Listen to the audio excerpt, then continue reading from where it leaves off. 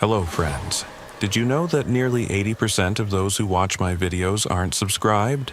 If you enjoy the content, I'd truly appreciate it if you hit that subscribe button. It helps a lot. Also, don't forget to leave a like and share your thoughts in the comments. Your interaction not only supports the channel's growth, but also helps these stories reach more people. Thank you all for being here. By the way, where are you watching from? Let me know in the comments.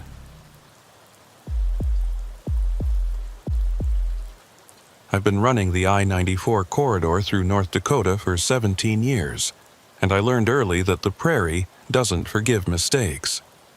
That February afternoon in 2019, I knew the storm was coming before the Weather Service even issued the warning. You can see it in the sky out here, the way the western horizon turns the color of an old bruise, the way the wind shifts and starts testing your trailer for weak spots. I was hauling refrigerated pharmaceuticals from Fargo to Billings, and my dispatcher had already called twice asking if I wanted to hold over. I should have said yes, but the load was time-sensitive, the rate was good, and I'd driven through worse. Or so I told myself. Asa Whitlock doesn't leave money on the table, and he sure as hell doesn't let a little snow dictate his schedule. That kind of thinking has kept me employed for nearly 2 decades. It's also the kind of thinking that almost killed me that night. The first flakes started falling around Jamestown, light and lazy, the kind that drivers from the coasts think is pretty. Out here, we know better. Those innocent flakes are scouts. The real army is behind them, and when it arrives, it doesn't take prisoners. By the time I hit the stretch between Valley City and Oriska, the wind had picked up to the point where my trailer was catching it like a sail. I could feel the whole rig wanting to drift, that sickening sensation of 53 feet of steel deciding it might prefer the ditch to the road. The snow was coming down harder now, not falling, but driving horizontally across the interstate. My wipers were working overtime, and I'd already knocked the cruise control off, dropping down to 45, then 40. The world outside my windshield was turning into that special kind of North Dakota hell we call a whiteout, where the sky, the ground, and everything between them becomes the same shade of white, where depth perception goes out the window and you're driving on faith alone. The CB had been quiet for the last 20 minutes, which wasn't a good sign. Usually, you'd have drivers checking in, asking about conditions ahead, warning each other about black ice or accidents. Silence meant either everyone had already pulled off, or they were too busy keeping their rigs on the road to talk. I was about to key up and ask if anyone was out there when I saw the flashers. Red and blue strobes cutting through the white, maybe half a mile ahead. I eased off the throttle and let the Jake brake do its work, feeling the rig slow without risking a skid. As I got closer, I could make out a highway patrol cruiser angled across the right lane, and behind it, what looked like a jackknifed semi blocking both lanes. I brought my rig to a stop about 100 yards back and grabbed my parka. The wind hit me like a physical thing when I opened the door, stealing my breath and driving snow into every gap in my clothing. I could barely see the patrol car through the horizontal snow, but I made my way forward, one hand on my trailer to keep my bearings. That's when I met Lowell Breck for the first time. He was standing behind his cruiser, and I could tell right away he was in over his head. Not his fault. Nobody trains you for conditions like this. He looked young, maybe late 20s, and his face had that particular shade of worry that comes from realizing the situation is bigger than your ability to handle it. "You need to turn around," he shouted over the wind. "Interstate's closed. Pile up ahead. 3 trucks, 2 cars. 1 fatality already." I looked past him at the jackknifed rig. The trailer was at a perfect 90-degree angle to the cab, completely blocking both lanes. "Can't turn around," I shouted back. "Shoulder's too soft and I've got 53 feet of trailer. I'll end up stuck or worse." He knew I was right. You could see it in his eyes. "Tow truck's coming," he said, but he didn't sound convinced. How long? Dispatch said 45 minutes. That was 30 minutes ago. We stood there in the howling wind, both of us knowing that 45 minutes in a blizzard might as well be forever. The visibility was down to maybe 20 feet now, and even Breck's cruiser was starting to look like a ghost. That's when we heard it, the deep rumble of a big diesel engine coming from the direction I'd just driven. We both turned, and through the white I could see headlights, high-mounted, the kind you see on a heavy wrecker. The tow truck had made better time than expected, or maybe dispatch had sent them earlier than Breck knew. Either way, I felt a small measure of relief. The wrecker pulled up behind my rig, and the driver climbed down. He was a big man, made bigger by layers of winter clothing, moving with the kind of deliberate care that comes from working in conditions that can kill you if you slip up. When he got close enough for me to see his face, I understood why he moved that way. He had to be 70 if he was a day, with a face that looked like it had been carved from the same bedrock as the prairie itself. "Obadiah Krantz," he said, extending a hand in a heavy work glove. "Heard you folks needed some help." Breck explained the situation. The jackknifed rig, the pile-up ahead, the closure. Krantz just nodded like he'd seen it all before. Probably had. "I'll get that trailer straightened out," he said. "But you two need to get people back. Way back. If that kingpin's damaged or the fifth wheel's compromised, this whole thing could shift when I put tension on it." It was sound advice, and Breck immediately headed back to his cruiser to radio for any other emergency vehicles to hold their distance. I stayed with Krantz as he walked up to assess the jackknifed truck. That's when things started feeling wrong. The truck itself looked abandoned. No lights, no sign of the driver.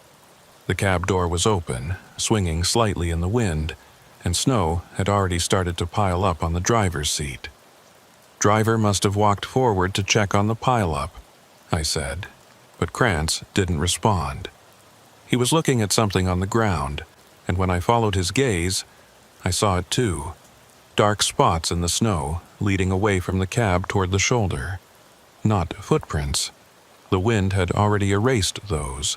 These were different, larger, irregular, and they were red. "Blood," Krantz said, his voice flat. "Fresh enough that the snow hasn't covered it yet." We followed the trail with our eyes, watching it disappear into the whiteout on the shoulder side. Breck had come back by then, and when we showed him, his face went even paler than the cold had already made it. "Could be from the accident," he said, but he didn't sound like he believed it. "Could be," Krantz agreed. "But this truck jackknifed clean. No impact damage I can see. And that blood trail's leading away, not toward the pile-up." The three of us stood there, and I could feel the situation changing, transforming from a simple road closure into something else, something worse. Breck got on his radio calling for medical and requesting backup, but the response wasn't good.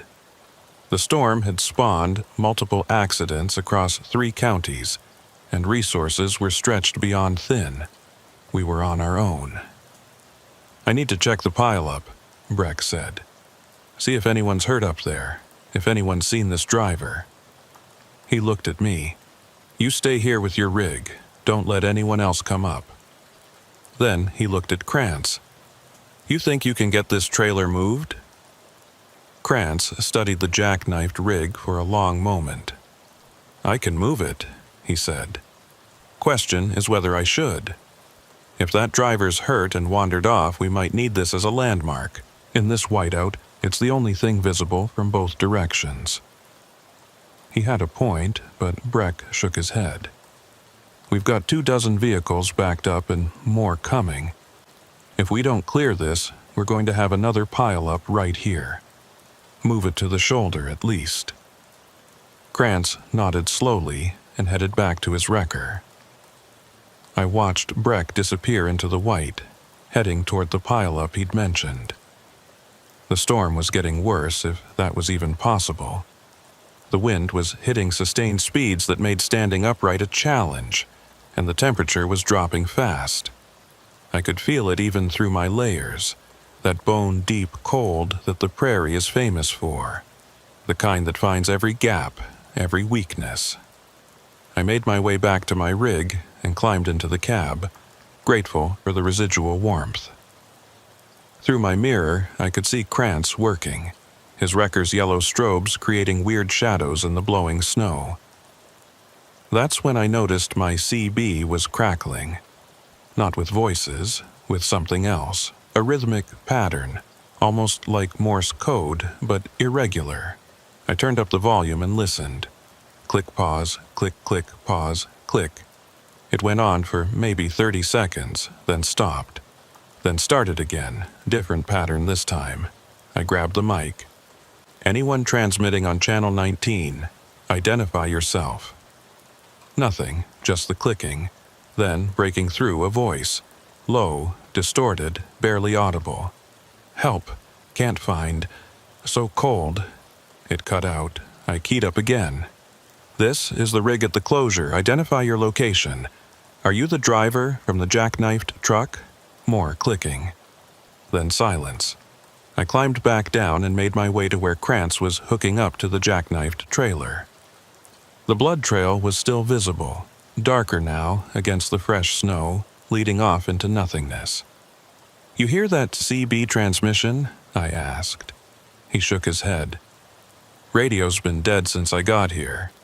Storm's probably playing hell with everything. But I'd heard it, crystal clear, despite the storm. Someone's out there, I said. The driver, maybe. They're calling for help. Krantz stopped what he was doing and looked at me. Really looked at me with an expression I couldn't quite read. You sure about what you heard? Positive. He was quiet for a moment, then nodded toward the blood trail. You want to follow that? Be my guest. But I'm telling you right now, in this storm, once you lose sight of these lights, you're done. You won't find your way back. The wind'll turn you around, the cold'll slow you down, and the white'll swallow you whole. He wasn't trying to scare me. He was just stating facts, the way you might tell someone that fire burns or water's wet. What about Breck? I asked. He's been gone a while. 10 minutes in a whiteout feels like an hour, Krantz said. He'll be back, or he won't. The casual way he said it chilled me more than the wind. I made a decision. I'm going to try the CB again. If I can get a response, maybe I can talk them back here. Krantz shrugged and returned to his work. I climbed back into my cab and grabbed the mic.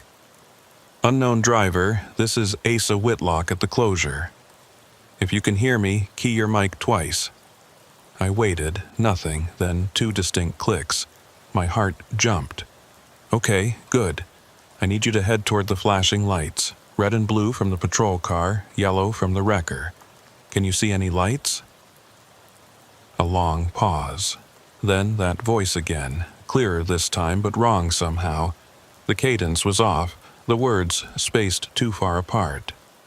Lights, yes, but they're moving. Circling. They're not moving, I said. The snow's playing tricks, the lights are stationary. Walk toward them. Can't, too cold, legs won't. The voice faded. I tried again. How far out do you think you are? Are you on the shoulder, in the median? No response. Just that clicking again. And then something else. A sound like wind, but underneath it, something that might have been breathing. Heavy, labored. I was about to try again when my door jerked open. I nearly jumped out of my skin, but it was just Breck, covered in snow, looking haggard. Pile-up's bad, he said, climbing up into the passenger seat. 2 fatalities now. 3 people transported before the ambulance got stuck. Everyone else is sheltering in vehicles. No one's seen our missing driver. I told him about the CB transmission. He looked at me like I'd grown a second head. "You sure you didn't just hear another driver further back?" "No," I said. "They said they could see the lights. They're close." Breck pulled out his radio and tried to coordinate, but the response was breaking up, full of static.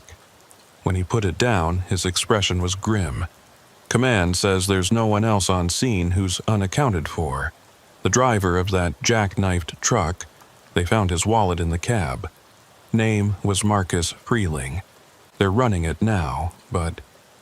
He trailed off, looking uncomfortable. "But what?" "Dispatch says a Marcus Freeling was reported missing 3 weeks ago, down in Iowa. Truck was found abandoned on a county road." The temperature in the cab seemed to drop 20 degrees. "That's impossible," I said.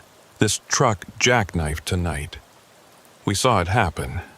Well, we saw the result." Breck nodded, but he looked sick. "I know. I'm just telling you what they said. Could be a coincidence. Common name, maybe." But his voice said he didn't believe that any more than I did. We sat there in silence, listening to the wind howl. Then the CB crackled again. This time, Breck heard it too. "So cold. Can't feel." "That's him," I said. Breck grabbed the mic before I could. "This is Highway Patrol. State your location. Are you injured?" The response was immediate. "Yes. Hurt. Need help. Please."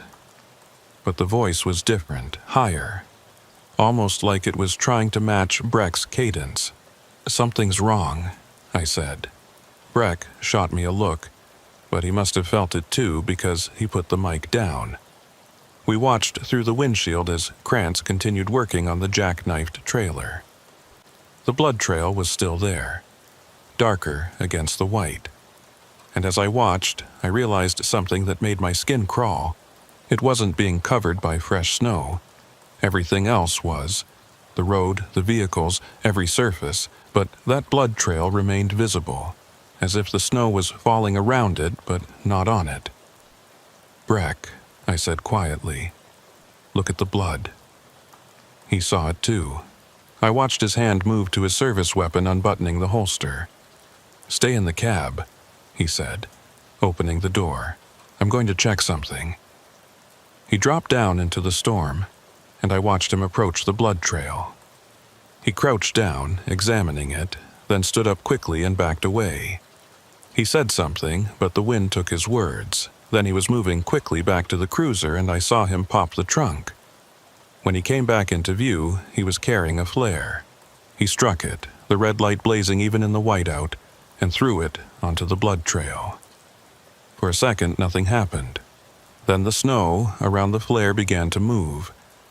Not melting, moving, crawling away from the heat in patterns that weren't random, that suggested intention. Breck stumbled backward, and I saw his mouth moving, probably calling it in on his radio. That's when the clicking on the CB started again, but this time it was faster, more urgent. And underneath it, I could hear that breathing again, close now, like it was right outside my door.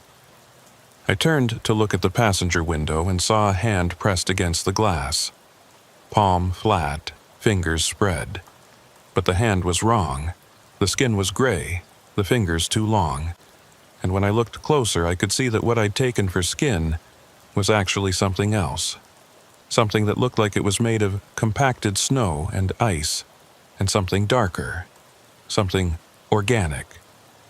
The hand slid down the glass, leaving a smear that wasn't quite blood and wasn't quite water. I did the only thing I could think of. I fired up the engine, threw it in gear, and started backing up. The hand vanished. Through my mirror, I could see Breck running toward his cruiser and Krantz abandoning the wrecker to do the same. I kept backing up until I was a good 100 yards from the jackknifed truck, then stopped. My hands were shaking on the wheel. The CB crackled one more time. "Why? Did you leave?" The voice was petulant now, almost childlike. "We were just getting acquainted." Then it laughed. It was the worst sound I've ever heard, like wind whistling through a cracked window mixed with something wet and organic. Breck's cruiser pulled up beside me, and he rolled down his window. "Follow me," he shouted. "We're getting out of here. They can close the whole damn interstate for all I care." I didn't argue. Krantz's wrecker fell in behind us and we started driving. Not toward the pile-up. Breck was leading us onto the shoulder, then through a gap in the median, heading back west. It was dangerous, possibly suicidal in these conditions, but staying felt worse. We drove for what felt like hours but was probably 20 minutes, none of us speaking on the radio, just maintaining visual contact through the whiteout. Finally, we saw lights ahead. A truck stop, its neon sign barely visible through the snow. We pulled in together, parking our rigs in a tight cluster near the entrance. Inside, over coffee that tasted like diesel and salvation, we didn't talk about it at first. Just sat there, letting the warmth seep back into our bones. Finally, Krantz spoke. 30 years I've been pulling vehicles out of ditches in this state, he said. Seen things you can't explain. The prairie's old, older than the roads, older than us. Sometimes, in the worst storms, when the white gets so thick you can't tell up from down, something else comes out. Something that was here before us and will be here after. Breck was pale.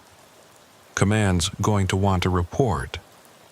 Tell them the storm made it impossible to clear the scene, Krantz said. Tell them you made a judgment call. They'll understand. He looked at me. And you heard that CB transmission. We all did. But maybe tomorrow, in the light, you'll remember it differently.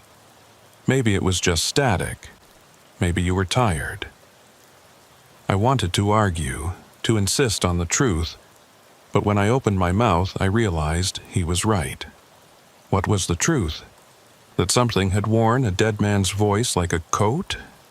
That blood moved with intention in the snow? That a hand made of winter itself had touched my window? Who would believe it? Who should believe it? Yeah, I said finally. Maybe it was just static. We stayed at that truck stop until morning. When the sun came up and the storm had passed, the interstate was cleared by crews who found nothing unusual at the closure site. No jackknifed truck, no blood trail. The only evidence anything had happened was the pile-up, which was explained easily enough by the conditions. But I know what I saw, what we all saw. I still run the I-94 corridor, still haul loads through North Dakota in winter. But I don't stop anymore when I see abandoned vehicles in a storm. I don't answer CB calls from voices I don't recognize.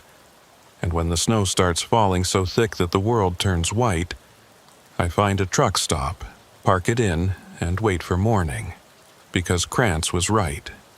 The prairie's old, and in the worst storms, something else comes out. Something that knows the sound of your voice before you speak. Something that can make blood crawl through snow. Something that's patient and cold and always, always hungry.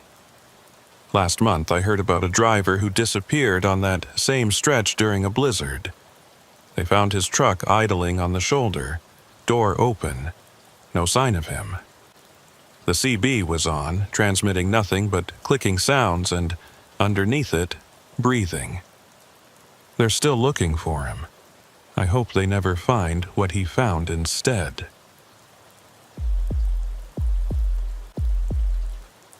The lake effect snow up in Minnesota's Iron Range doesn't mess around. It comes off Superior like something alive, turns the sky into a gray wall, and dumps snow measured in feet, not inches. I learned that the hard way in January of 2017, running a load of mining equipment parts up to Eli. The forecast called for 6 to 8 inches. We got 36. I've driven through plenty of winter storms, but what happened that night taught me there are worse things than bad weather. Sometimes the weather just reveals what was already waiting. My name's Hiram Keating, and I've been hauling freight for 22 years. Started young, stayed at it, made a decent living. I'm not the kind of driver who looks for trouble or tells wild stories at the truck stop. I run my logs clean, keep my rig maintained, and mind my own business. But that night north of Virginia, Minnesota, minding my own business wasn't an option.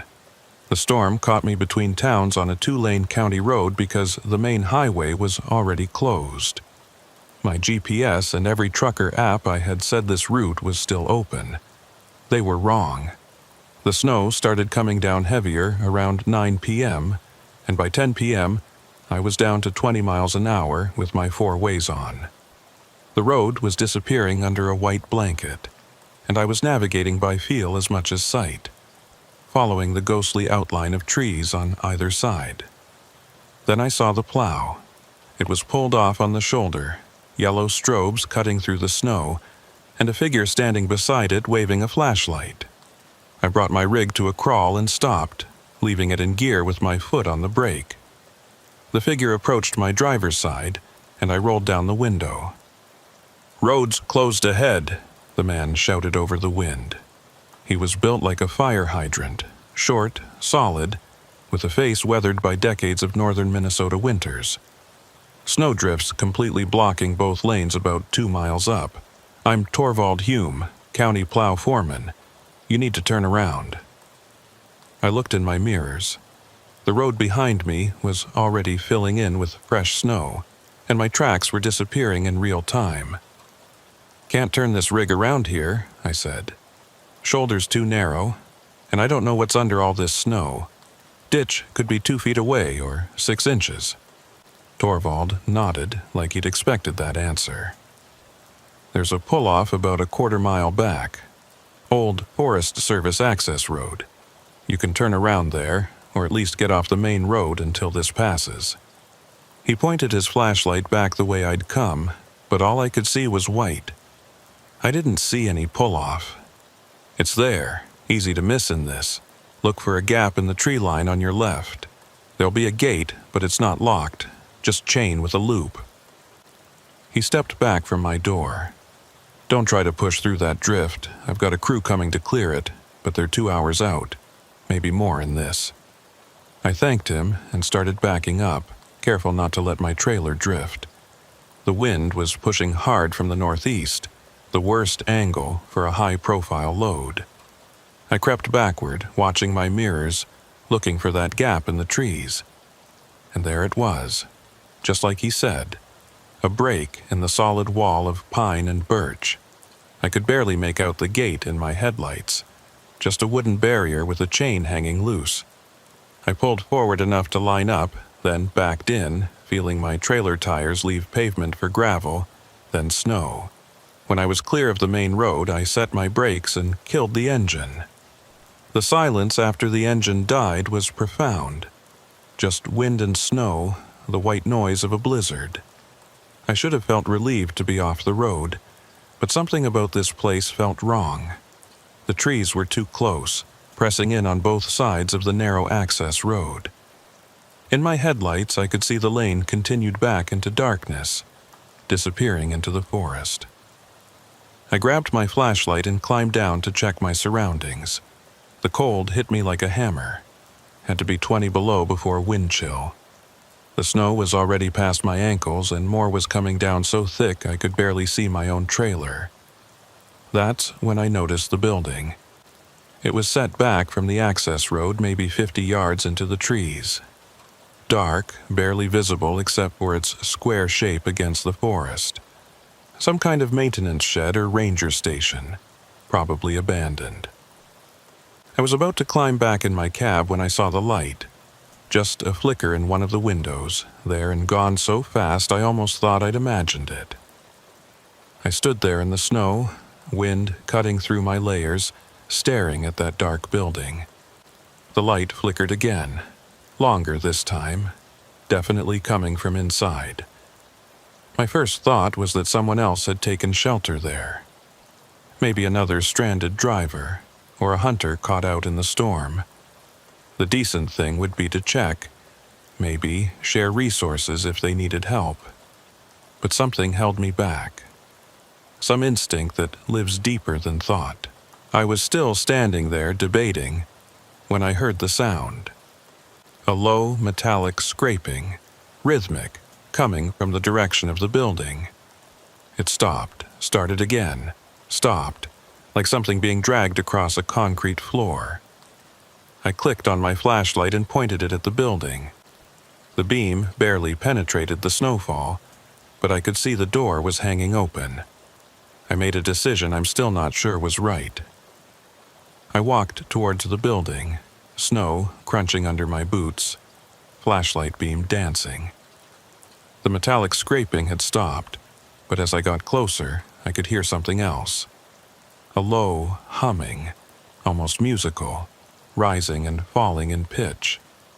I reached the door and shone my light inside. It was a ranger station, just like I'd thought.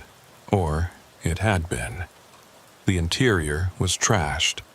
Overturned furniture, papers scattered, a filing cabinet lying on its side, and in the center of the room, a kerosene heater glowing orange, explaining the light I'd seen. But there was something wrong about it. The heater was old, ancient even, and it was sitting in a pool of melted snow that should have put it out. The humming was coming from it, or near it, a resonant sound that made my teeth ache. "Hello?" I called out. My voice sounded flat, absorbed by the snow-thick air. No response. I stepped inside, sweeping my light across the room. That's when I saw the marks on the floor. Deep gouges in the concrete, long parallel lines that started at the door and led to where the heater sat. Like something heavy had been dragged. The gouges were fresh. I could see where they'd scraped through dust and dirt to expose clean concrete underneath. And at the end of each gouge, small, dark spots. I crouched down, knowing what they were before I touched one. Blood. Still tacky. I stood up fast, my hand instinctively moving to the hunting knife on my belt. "I'm armed," I called out. "If someone's hurt, I can help. If you're trying to—" I didn't get to finish. The humming from the heater suddenly rose in pitch, became almost a shriek, and then cut out completely.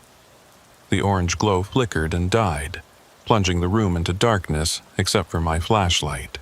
And in that darkness, I heard breathing, not mine, coming from the corner behind the overturned filing cabinet.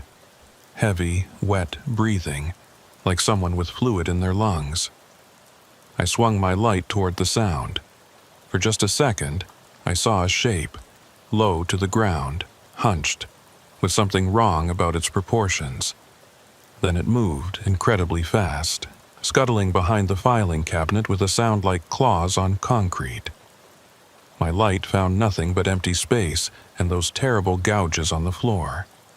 I backed toward the door, keeping my light trained on the corner. "Stay back," I said, hating how my voice shook. "I'm leaving. Just stay back." The breathing continued, steady and wet. Then, from the darkness, a voice. "Cold out there." It was a man's voice, but wrong. The words were slurred, like a mouth full of something. "You should stay. Warm in here." I was out the door before I knew I was moving, running through knee-deep snow back to my rig. I didn't look back, didn't want to see if anything was following. I reached my cab, yanked the door open and climbed in, slamming it behind me. I fired up the engine immediately, not caring about warm-up time or proper procedure. I needed to move. But when I threw it in gear and hit the gas, I felt the wheels spin uselessly. I'd sunk too deep in the snow and my drive tires couldn't find purchase. I was stuck. I grabbed my CB and keyed the mic. "Anyone on 19, this is a stuck rig on County Road." I didn't even know what road I was on. "North of Virginia, Old Forest Service Access Road. I need a pole now." Static. I switched channels, tried again. Nothing. The storm was blocking everything. I was about to try my cell phone when I saw movement in my mirror. A figure coming from the direction of the ranger station walking with an odd, limping gait. As it got closer, I could make out more details. It was a man, or had been. He was wearing what looked like an old park ranger uniform, but it was torn and stained. His face, I couldn't look at his face for long. There was something wrong with it. Something that made my brain refuse to process what I was seeing. He reached my passenger door and stood there looking up at me. When he smiled, I saw why his voice had sounded wrong. His mouth was full of ice. Not just ice, but frozen blood, tissue. Things that should have been inside a body. When he spoke, it came out in a cloud of vapor so cold it frosted the window. "Stuck?" he asked. "I can help. Let me in. So cold out here." His hand reached for the door handle. I'd locked it the second I got in, but I watched in horror as frost spread across the door, and I heard the lock mechanism begin to freeze, crackling as ice formed inside it. In seconds, it would be frozen solid, useless. He'd be able to open it with a hard pull. I did the only thing I could think of. I grabbed the shifter and started rocking the rig, forward and back, trying to break the wheels free from the snow. The engine roared, transmission screaming in protest. "Don't be rude," the thing outside said, its voice carrying easily over the engine noise. "I'm trying to help. It's warm in here, isn't it? In your cab, I remember warm." The frost on my window was spreading, creating patterns that looked almost deliberate, almost like faces. I kept rocking, desperation giving me strength. Forward, back, forward, feeling the tires bite slightly, slip, bite again. The thing's hand was on the door handle now. I could see the metal starting to frost over. Then, miracle of miracles, I felt the tires catch. The rig lurched forward, and I gunned it, not caring about control, just needing distance. I shot out of that access road and onto the county highway, my trailer fishtailing wildly. I fought the wheel, got it straightened out, and kept going. In my mirror, I saw the figure standing at the edge of the road, still as a post, watching me go. Then the snow swallowed it up, and it was gone. I drove for 10 minutes before I dared to slow down, my heart hammering, hands white-knuckled on the wheel. I should have hit that drift Torvald had warned me about, but I never saw it. Maybe the plow crew had already cleared it. Maybe it was never there. Maybe Torvald wasn't there either. I drove until I found an open truck stop outside of Duluth, pulled in, and just sat there shaking. It was past midnight, and the place was nearly empty. I went inside, got coffee, tried to process what had happened. The waitress, a woman named Eulalie Pritchard according to her name tag, took one look at me and asked if I was okay. I must have looked bad because she brought me a blanket and told me to sit by the heater. "You look hypothermic," she said. She had a nurse's directness, that way of assessing someone in seconds. "When's the last time you were warm?" "I don't know," I admitted. She frowned. "I'm going to take your temperature." She came back with a thermometer, one of those forehead ones. She held it up, and her frown deepened. "This can't be right. Says you're 94 degrees. You should be in the hospital." But I didn't feel cold anymore. Actually, I felt fine. Better than fine. The shaking had stopped, and the coffee tasted incredible. Each sip warming me from the inside. "I feel okay," I told her. She didn't look convinced, but didn't push it. As I sat there, I started to wonder if I'd hallucinated the whole thing. Hypothermia can cause confusion, hallucinations. Maybe there was no ranger station, no figure, no frozen horror wearing a man's skin. Maybe I'd been starting to freeze, and my brain had conjured the whole thing. But when I went back to my rig, I saw it. On my passenger side door, still visible despite the falling snow, was a handprint. But it wasn't like a normal handprint. It was raised, like something had pressed against the metal and left a layer of ice that wouldn't melt. and in the center of the palm, frozen into the ice, was a small metal pin. I pried it free carefully. It was an old park ranger badge, the kind they stopped making in the 70s. The name on it was too corroded to read. I reported the abandoned ranger station to the county the next day. They told me there were no Forest Service access roads on the route I'd described, and certainly no ranger stations. The area I claimed to have been in was private timberland, had been for 50 years. No structures, no roads. I tried to tell them what I'd seen, but the words died in my throat. How do you explain something like that? How do you make someone believe that you met something wearing a dead man's skin, something that wanted to warm itself with your heat, your life? I still have the badge. I've looked into it, tried to find records. There was a ranger station in that area, but it burned down in 1973. The ranger on duty, a man named Olson, died in the fire. They said he was trapped inside, that the doors froze shut in the cold. They found him by the heater, or what was left of him. I don't run the Iron Range routes anymore. I turn down loads that go anywhere near Virginia, Ely, or any of those towns that sit in the shadow of Superior's lake effect snow. When other drivers talk about the weird things they've seen on winter roads, I don't join in. I just listen and nod and keep my experiences to myself. But sometimes, on the coldest nights, I feel it.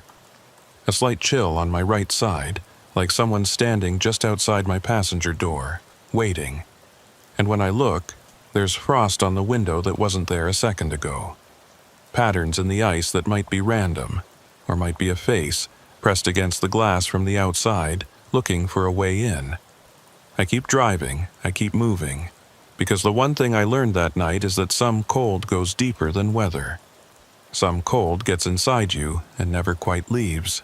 And if you stop moving, if you let yourself freeze even for a moment, that's when it catches up. That's when it finds a way in. The badge is in a box in my apartment, wrapped in cloth I never touch with bare hands. Sometimes, on the worst nights, I swear I can hear it humming. US 18 doesn't get the respect it deserves.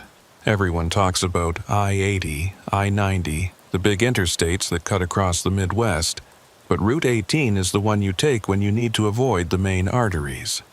It runs along the Iowa-Wisconsin border, through small towns that time forgot, across bridges that span rivers you've never heard of. I've run it dozens of times, hauling agricultural equipment mostly, combines and tractors that don't fit under the interstate clearances. It's a good road, usually, but in February of 2020, it became something else entirely. My name's Cyrus Murdoch, and I've been driving for 15 years. I'm careful, methodical, the kind of driver who checks his load 3 times before rolling out, who keeps maintenance records in a binder, who's never missed a delivery deadline. But that week in February, careful didn't matter. The storm that rolled through the border region wasn't the biggest I'd ever seen, but it was the most vindictive. It came in waves, dumping snow, then freezing rain, then more snow. The roads became sheets of ice with a coating of powder, and the bridges, God, the bridges became death traps. I was hauling a partial load, which in retrospect probably saved my life. A full 53 feet would have been too much weight on those ice-slicked bridges. As it was, I had maybe 20,000 pounds of seed drills and cultivator parts heading to a co-op in Prairie du Chien. The storm hit harder than forecasted, and by the time I crossed into Wisconsin, I was already regretting not staying put in Decorah. But the delivery was time-sensitive. The farmer needed this equipment for spring planting, and I'd made a commitment. So I pushed on, wipers working overtime, heater blasting, every muscle tense as I navigated the increasingly treacherous road. The first bridge closure sign appeared around 3 p.m. Little Turkey River Bridge closed due to ice. There was a detour marker, but the arrow pointed down a county road that looked barely wide enough for a pickup, let alone a semi. I grabbed my atlas and tried to find an alternate route. That's when I realized just how trapped I was. The main highway back was already closed behind me. I'd heard it on the CB, and the roads ahead were a maze of small bridges, any one of which could be closed. I was committed now, whether I liked it or not. I took the detour, holding my breath as my trailer cleared the narrow road by inches, tree branches scraping the sides. After 20 minutes of white-knuckle driving, I rejoined US 18, only to find another closure sign 2 miles later. Yellow River Bridge closed. Ice accumulation. This detour took me south, deeper into Iowa, on roads that weren't even marked on my GPS. I was navigating by feel and road signs, trying to keep heading generally east, hoping to find a route that would eventually get me back to 18 or to Prairie du Chien. The snow was falling harder now, and visibility was down to maybe 100 feet. That's when I saw the diner. It appeared out of the white, like a mirage. A small, old-fashioned building with a gravel parking lot and a neon sign that said Winnie's. The lot was empty, except for an old Chevy pickup and a county sheriff's cruiser. I pulled in, grateful for a chance to get my bearings, warm up, and maybe get some local knowledge about the road conditions. The diner's interior was stuck in about 1965 and hadn't seen a reason to change. Red vinyl booths, checkered floor, a long counter with chrome stools. It was warm, almost too warm, and the smell of coffee and bacon grease was heavenly after hours in the cold. There were only 2 other people inside. A woman behind the counter, late 60s, with iron-gray hair and a face that had seen every kind of weather the Midwest could throw at it, and a deputy sheriff sitting at the counter nursing a cup of coffee. They both looked up when I walked in, and something passed between them. A look I couldn't quite read. "Afternoon," the woman said. "You look half frozen. Coffee?" "Please," I said, taking a stool 2 down from the deputy. She poured a cup and slid it over. "I'm Winnie Calhoun. This is my place. You're not local." It wasn't a question. "No, ma'am. I'm trying to get to Prairie du Chien, but the bridges keep closing. I've detoured twice already, and I'm not even sure where I am anymore." She and the deputy exchanged another look. "You're about 10 miles southwest of Ossian," the deputy said. He was young, maybe late 20s, with the kind of face that still showed surprise at the things the job showed him. "I'm Alton Reeb, county deputy, and I'm afraid I've got bad news. They just closed the last bridge on 18. Ice is too bad. You're not getting to Prairie du Chien tonight, maybe not tomorrow either." I felt my stomach drop. "What about alternate routes? There's got to be something." Winnie shook her head. "Not with a rig that size. The county roads around here weren't built for semis. You'd get stuck or worse." She refilled my coffee without asking. "You're welcome to wait it out here. I've got food, coffee, and heat. Can't offer much else." I looked out the window at the snow, coming down even harder now. My rig sat in the lot, already accumulating a fresh coating of white. "How long do storms like this usually last?" "This one?" Alton said. "Could be hours, could be days. The ice is the problem. Even after the snow stops, those bridges won't be safe until crews can treat them, and the crews are overwhelmed right now. 3 counties worth of roads to clear, and this one's low priority." I resigned myself to waiting and ordered some food. As I ate, a burger that was better than it had any right to be, I tried to make conversation. "You see a lot of stranded drivers in storms like this?" Winnie wiped down the counter, her movements practiced, automatic. "Some. Most are smart enough to stop before they get stuck out here. You're the first semi I've seen in days, though. Trucks usually know better." There was something in her tone, not quite accusatory, but close, like I'd broken some unspoken rule by being here. Alton seemed to pick up on it too because he cleared his throat. "You said you detoured twice?" I nodded. Little Turkey River, then Yellow River. Something flickered in Alton's eyes. When did you hit Yellow River? About an hour ago, maybe less. Why? He pulled out his radio and keyed it up. Dispatch, this is Unit 7. Can you confirm status on Yellow River Bridge? Static, then a woman's voice. Unit 7, Yellow River Bridge is open. I repeat, open. Ice cleared as of 1400 hours. Alton looked at me. What did the sign say exactly? I tried to remember. Bridge closed due to ice accumulation. There was a detour arrow. Alton stood up, his hand dropping to his service weapon in that automatic way cops have when something doesn't feel right. There's no closure on Yellow River. Hasn't been all day. And we don't use accumulation on our signs. They just say bridge closed or bridge iced. The diner suddenly felt too warm. Are you saying someone put up a fake sign? I'm saying something's not right, Alton said. He looked at Winnie. You got your shotgun behind the counter? She nodded, her face gone hard. Same as always. I didn't understand what was happening, but I could feel the temperature in the room changing, tension replacing the earlier warmth. What's going on? I asked. Alton didn't answer directly. Instead, he asked, This detour you took, did you see anyone else? Any other vehicles, any houses, anything? I thought back.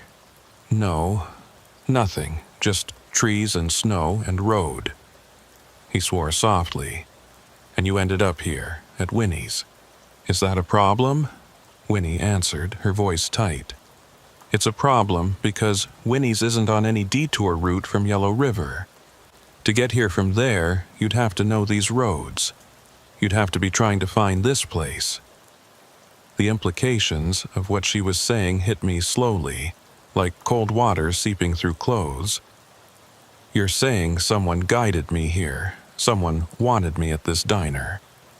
Alton moved to the window looking out at the parking lot. How much fuel you got? The question seemed random, but I answered. 3/4 of a tank. Maybe 400 miles worth. Phone? Dead. Tried to charge it in the cab, but the charger port's been acting up. Alton nodded like this confirmed something. They've been doing this for 3 weeks now. Fake signs, bad detours, leading people to isolated spots. Sometimes it's a closed diner, sometimes an empty gas station. One trucker ended up at an abandoned way station. The pattern's always the same. Driver gets turned around, ends up somewhere isolated, and then he trailed off. Then what? I asked, though I wasn't sure I wanted the answer. Winnie spoke up. Then they wait, they watch, and when you're vulnerable, low on fuel, phone dead, no idea where you are, they make their move. Who's they? The word had barely left my mouth when the lights went out. Not flickering, not a power failure, just instantly dark. The only light came from the gray snow glow through the windows. Alton drew his weapon, and I heard Winnie moving behind the counter. The unmistakable sound of a shotgun being racked. Stay low, Alton whispered, away from the windows. I dropped behind the counter, my heart hammering. What's happening? They cut the power, Winnie said. She was crouched next to me, the shotgun steady in her hands. Means they're here. Means they've decided it's time. Through the window, I could see my rig, and beyond it, emerging from the tree line, shapes. Human-shaped, but moving wrong, too smooth, too coordinated. There were 5 of them, spread out, approaching the diner from different angles. Alton fired a shot through the window, the sound deafening in the small space. One of the shapes dropped, but the others kept coming. They're not stopping, he said, more to himself than us. He fired again, and again. 2 more shapes went down, but they got back up. Just stood up like the bullets had done nothing. That's when I understood. These weren't people. or they weren't anymore. "The back door," Winnie said urgently. "Out through the kitchen. There's a root cellar, old storm shelter. They might not know about it." We moved, half crawling, as something hit the front door hard enough to shake the frame. Alton covered us, firing methodically, buying seconds we desperately needed. The kitchen was dark, but Winnie moved through it with the confidence of someone who'd worked there for decades. She yanked open a floor hatch I never would have seen, revealing a ladder leading down into darkness. "Go," she said to me. "Now."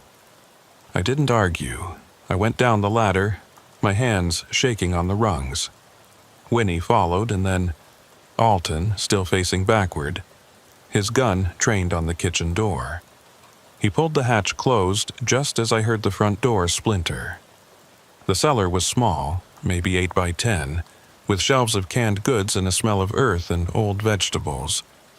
Winnie had a flashlight and she clicked it on, the beam revealing our faces, all of us breathing hard.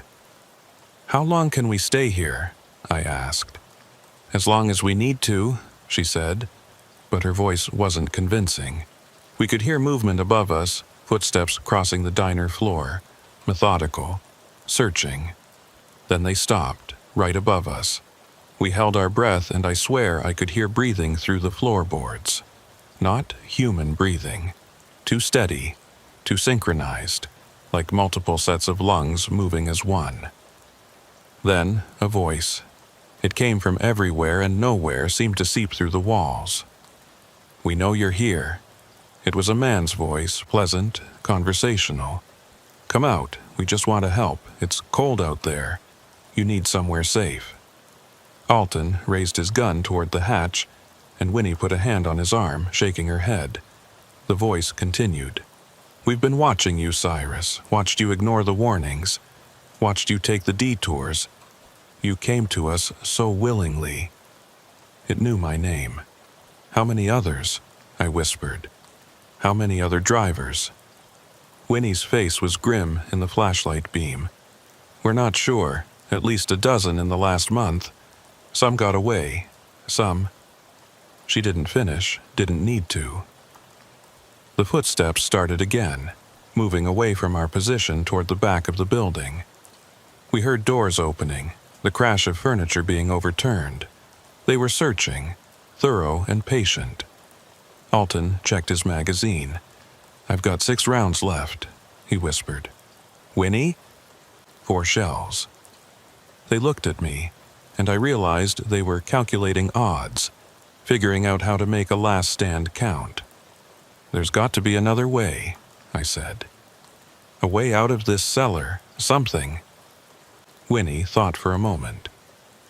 "There's an old coal chute. Hasn't been used in 40 years. Opens to the outside, but it's small." "How small?" "You might fit. Me, maybe. Alton's too broad in the shoulders." Alton didn't argue, just nodded. "Where does it come out?" "Side of the building, faces the woods. If you can get to it without them seeing, you might make the tree line." I looked at him. "I'm not leaving you here." "You're not leaving me. You're going for help. You get to your rig, you drive until you get the cell signal, you call this in with everything you've got.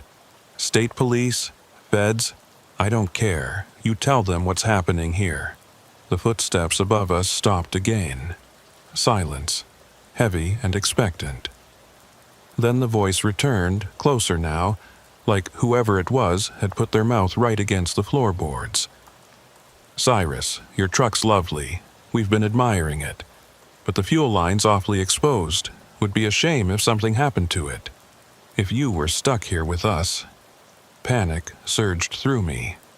Without my rig, I had nothing. No escape, no shelter, no way to call for help once I got out of range of whatever was jamming signals here. Winnie grabbed my arm. "Now, the coal chute's in the far corner. You've got maybe 30 seconds before they realize we're not coming up." I moved, crawling across the dirt floor to where she pointed. There it was, a small metal chute, angled up toward the surface. I pushed on it, and the hatch gave way, rusted hinges screaming. Snow fell through the opening, and I could see gray daylight. I looked back at Winnie and Alton. "I'll come back. I'll bring help." "I know you will," Alton said, though his eyes said he knew different. "Now go."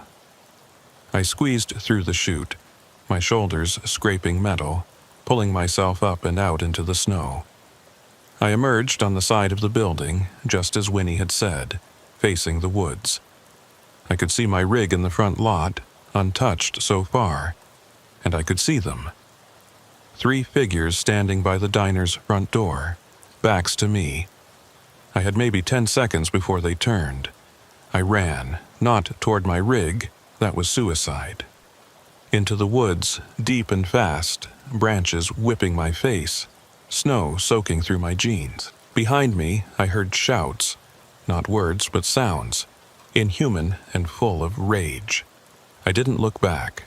I just ran until my lungs burned and my legs threatened to give out. When I finally stopped, bent over, gasping, I realized I was lost. Completely, utterly lost in a forest I didn't know, in a storm that showed no signs of stopping. But I was alive, and I still had a chance.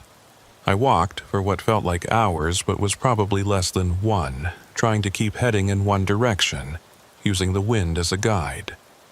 The cold was seeping in now, my wet clothes working against me. I was starting to feel the first signs of hypothermia. The shivering, the confusion, the overwhelming urge to just sit down in the snow and rest. That's when I saw the road. A real road, plowed recently with tire tracks still visible. I stumbled onto it and started following the tracks. After maybe a mile, I saw lights. A gas station open with cars at the pumps. I nearly cried with relief. Inside, I used the payphone, remember those? To call 911. Told them everything. The diner, the fake signs, Winnie and Alton, the things pretending to be human. The dispatcher sounded skeptical, but she sent units. I waited there, drinking coffee I couldn't taste, wrapped in a blanket the attendant gave me. The state police arrived an hour later.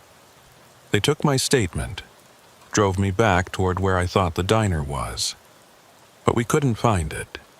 The roads I'd taken didn't exist on any map, and where the diner should have been there was just forest. Deep, unbroken forest that looked like it hadn't been disturbed in decades. They searched for 3 days, found no diner, no root cellar, no Winnie Calhoun or Alton Reeb. The county had no record of a deputy by that name. And when I finally found my rig, it was parked at a truck stop outside Prairie du Chien. The delivery had been made, papers signed, load unloaded. But I have no memory of doing it. My logbook shows a gap of 18 hours. 18 hours I can't account for. The only proof I have that any of it happened is the dirt under my fingernails from the root cellar, and a business card in my pocket. Handwritten, in an old-fashioned script. Winnie's Diner. Good food, good company. Open when you need us. I don't run the border routes anymore. Don't take US 18, don't trust detour signs, don't stop at diners I haven't researched thoroughly. And when other drivers talk about getting turned around in storms, about roads that shouldn't exist, and places that appear out of nowhere, I listen. I listen, and I wonder how many of them found what I found. How many made it out? And how many are still there, in that cellar or places like it, waiting for someone to believe their story enough to come looking. The card's in my wallet still. Sometimes, late at night, I take it out and look at it. The writing's faded now, but it's still legible. And on the back, in different handwriting, a message I didn't notice before. You were lucky, Cyrus. Most don't leave. But we'll see you again. The roads always loop back. I hope to God that's not true, but I check my mirrors more than I used to, and I never, ever follow a detour without confirming it first.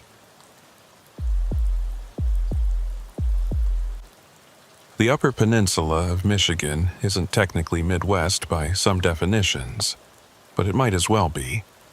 It's got the same brutal winters, the same endless stretches of nothing, the same way of making you feel small and insignificant against forces you can't control.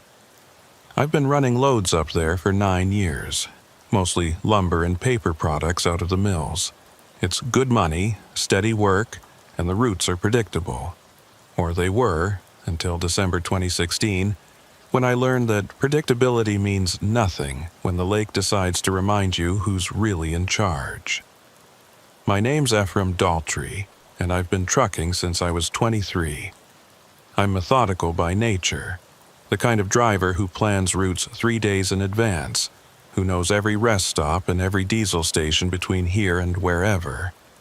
I don't take unnecessary risks, don't push my hours, don't ignore weather warnings, which is why what happened that week makes no sense.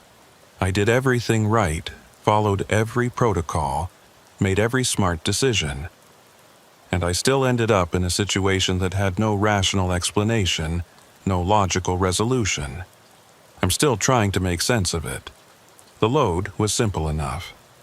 40,000 pounds of finished lumber heading from a mill outside of Marquette to a distribution center in Green Bay. The route would take me south along US 41, then west across the Mackinac Bridge, then down through Wisconsin. Total trip time, maybe 8 hours if the roads were good. The forecast was concerning, but not alarming.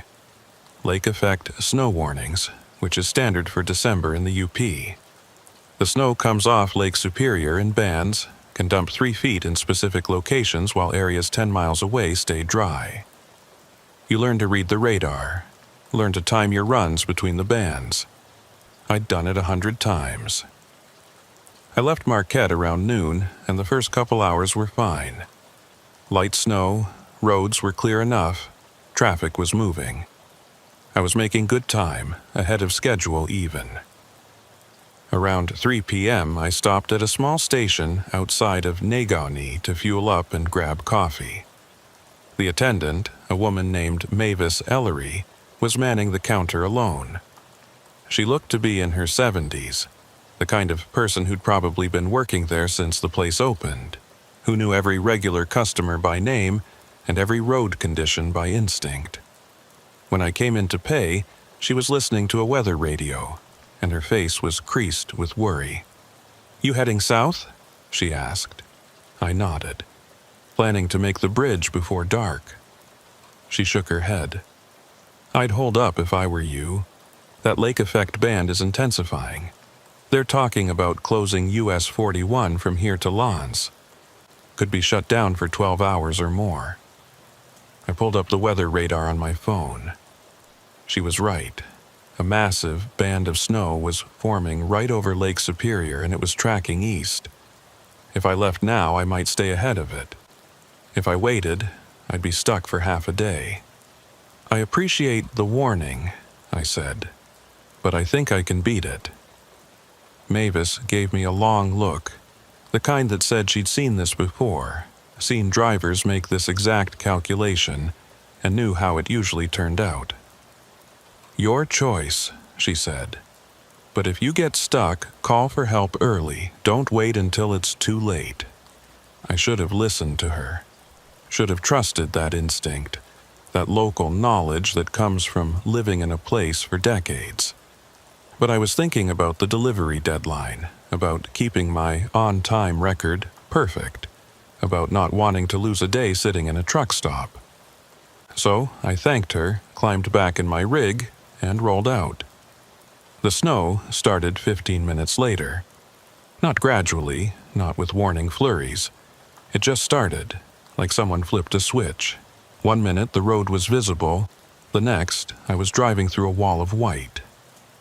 Lake effect snow is different from normal snowfall. It's heavier, wetter, and it comes down so hard your wipers can barely keep up. I slowed to 40, then 30, 4 ways on, following the faint outline of the shoulder. The world had shrunk to maybe 20 feet in front of my bumper, and I was navigating more by feel than sight. Then I saw the closure sign. Emergency barricades across both lanes. Orange lights flashing. Road closed ahead. No exceptions. I brought the rig to a stop and checked my GPS. According to the map, I was still 30 miles from Léans, which meant they'd extended the closure further than originally announced. My phone showed 1 bar of signal. I called dispatch, reported the situation, asked for guidance. The dispatcher told me to find a safe place to park and wait it out. There was a maintenance yard about 5 miles back, he said, with a turnaround large enough for semis.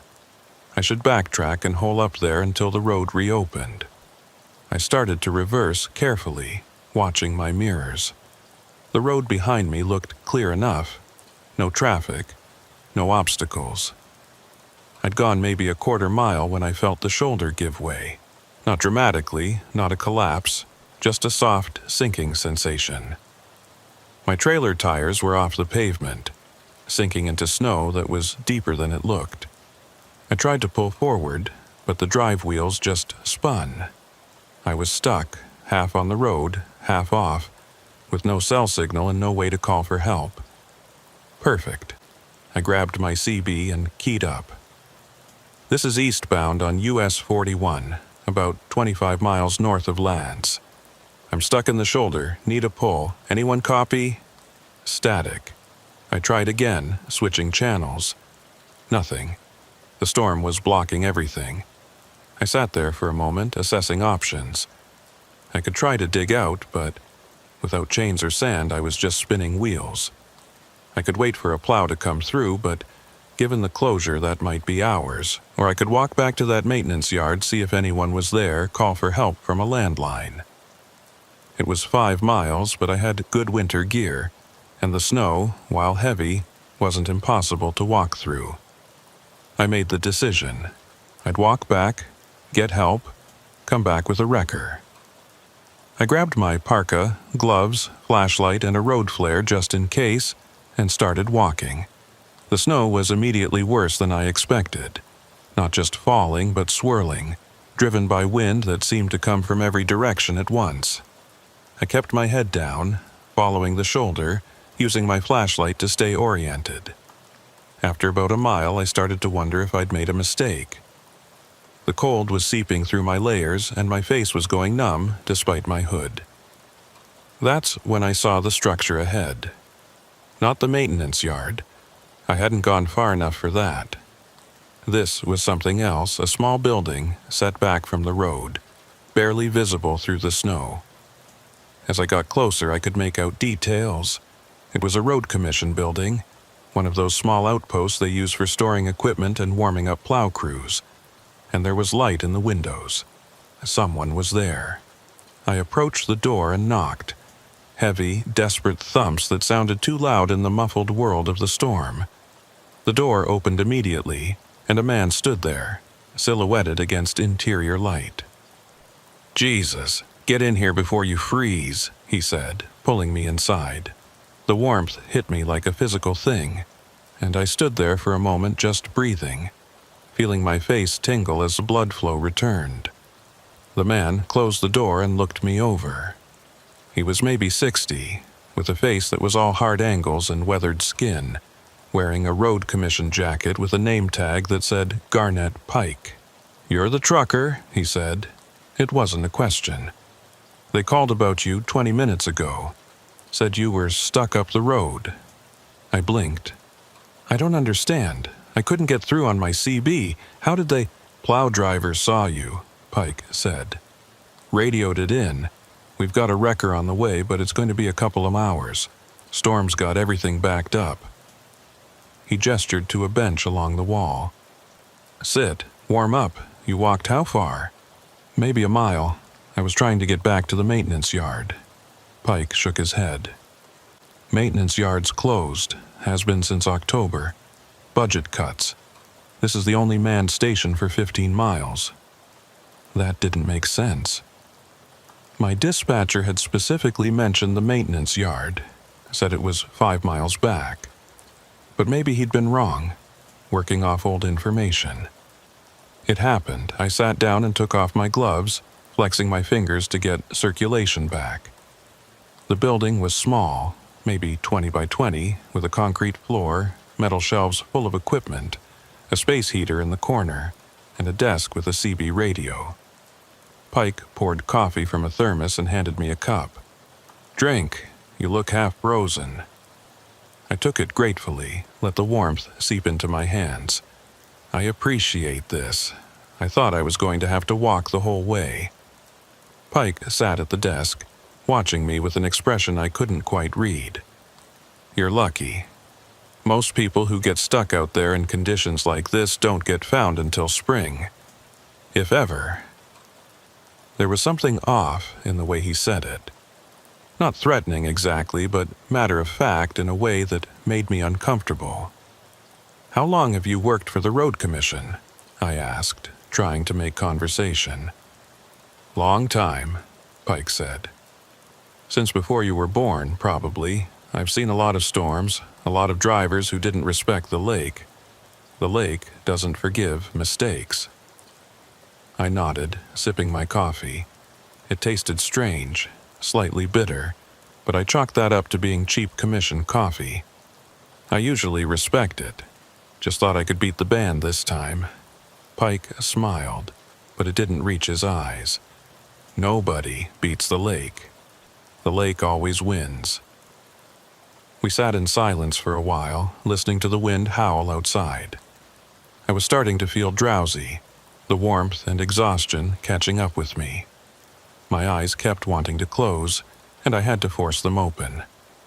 "You should rest," Pike said. "Wrecker's going to be at least 2 hours.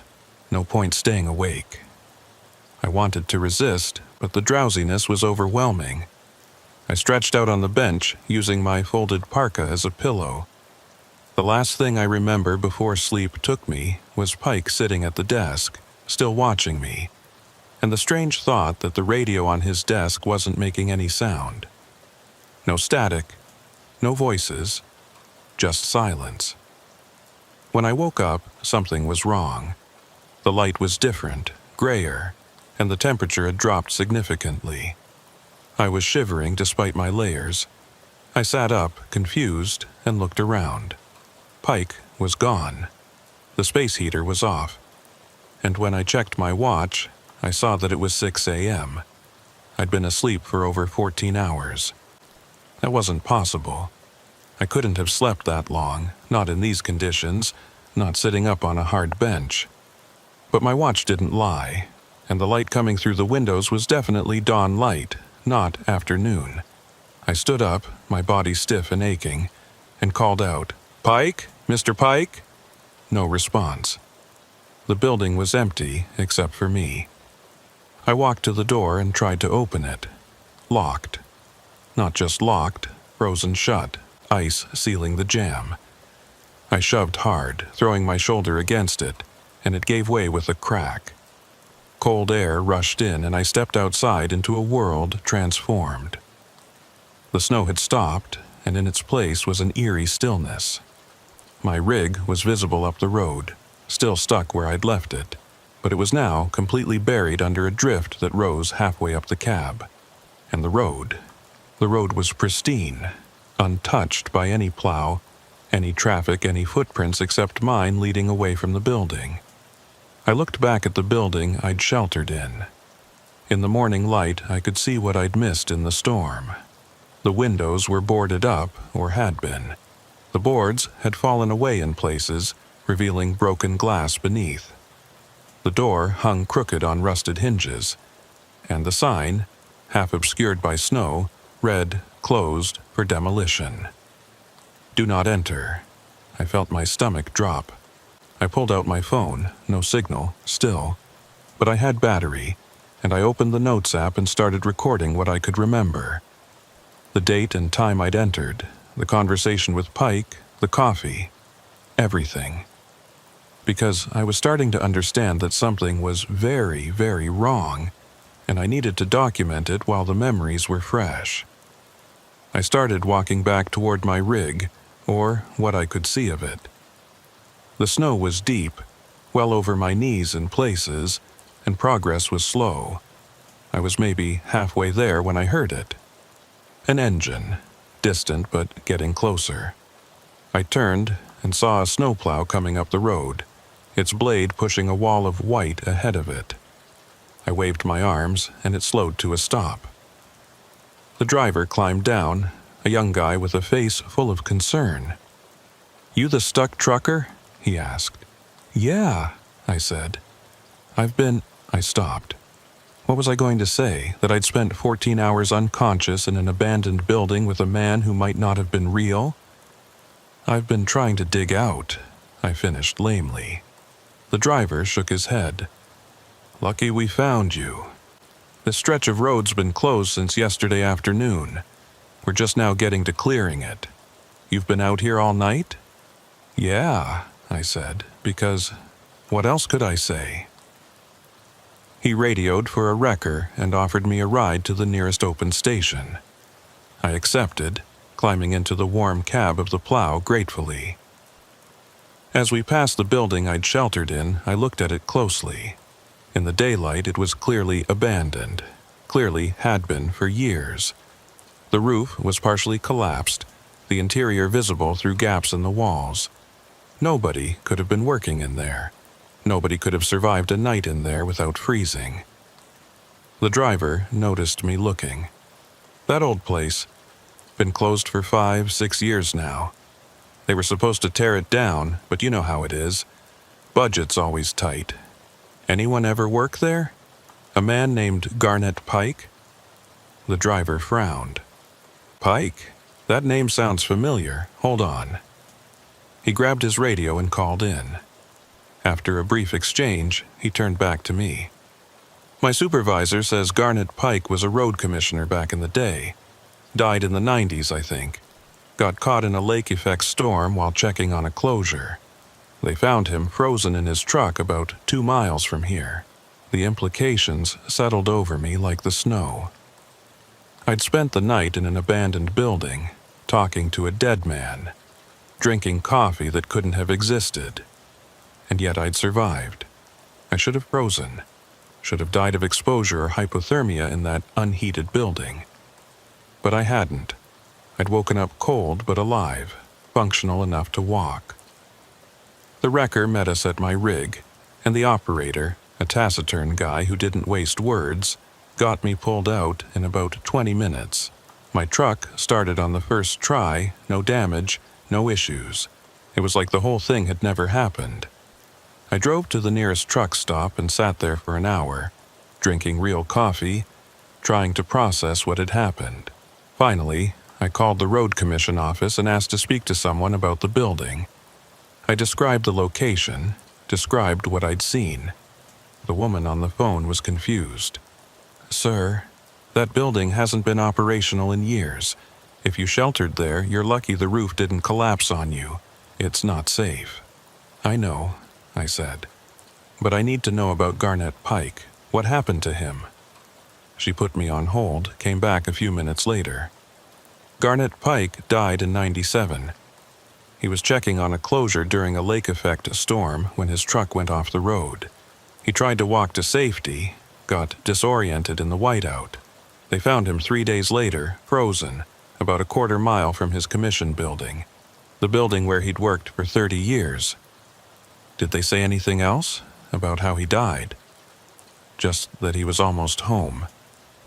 He'd made it within sight of his building. They said if he'd gotten inside, if he'd had shelter and warmth, he would have survived.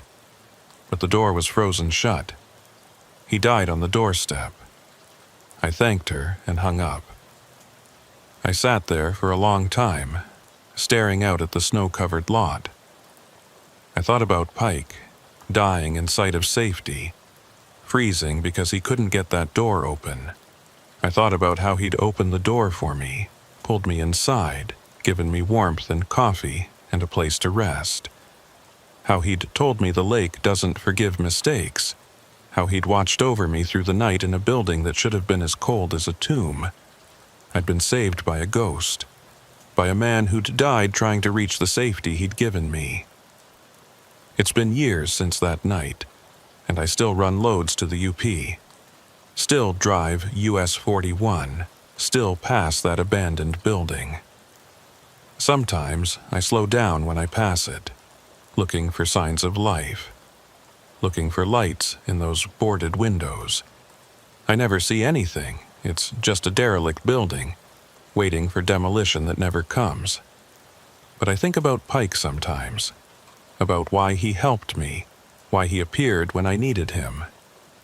Maybe he's still trying to reach that door, still trying to get inside where it's warm. Maybe helping stranded drivers is his way of finishing that journey, of saving others from the fate he suffered. Or maybe I'm just trying to rationalize an experience that has no rational explanation. Either way, I don't stop at abandoned buildings anymore. Don't trust shelters that appear too conveniently in the middle of nowhere. But I also don't ignore the stories other drivers tell about strange encounters on winter roads, about people who appear out of nowhere to offer help and then vanish without explanation. Because I know now that the line between the living and the dead gets thin in the worst storms. And sometimes the dead are more helpful than the living. Last winter, I heard about a driver who got stranded on the same stretch of US 41. His story was almost identical to mine. An abandoned building, a man in a road commission jacket, coffee and warmth, and a night of sleep that shouldn't have been possible. The driver told the story at a truck stop, and most people laughed it off. But I didn't. I caught his eye across the dining area, and we shared a nod of understanding. We knew what we'd seen, what we'd experienced, and we knew better than to question it too closely. Because sometimes in the frozen heart of a Michigan winter, when the lake effect snow is coming down so hard you can't see your own hood, the dead still walk their old routes, still check on closures, still offer shelter to the stranded and lost. And if you're lucky enough to encounter them, if you're smart enough to accept their help without asking too many questions, they might just save your life, just like Garnett Pike saved mine. The Sandhills region of Nebraska is a lonely place, even in good weather. 20,000 square miles of rolling, grass-covered dunes, more cattle than people, and roads that stretch to the horizon without a curve.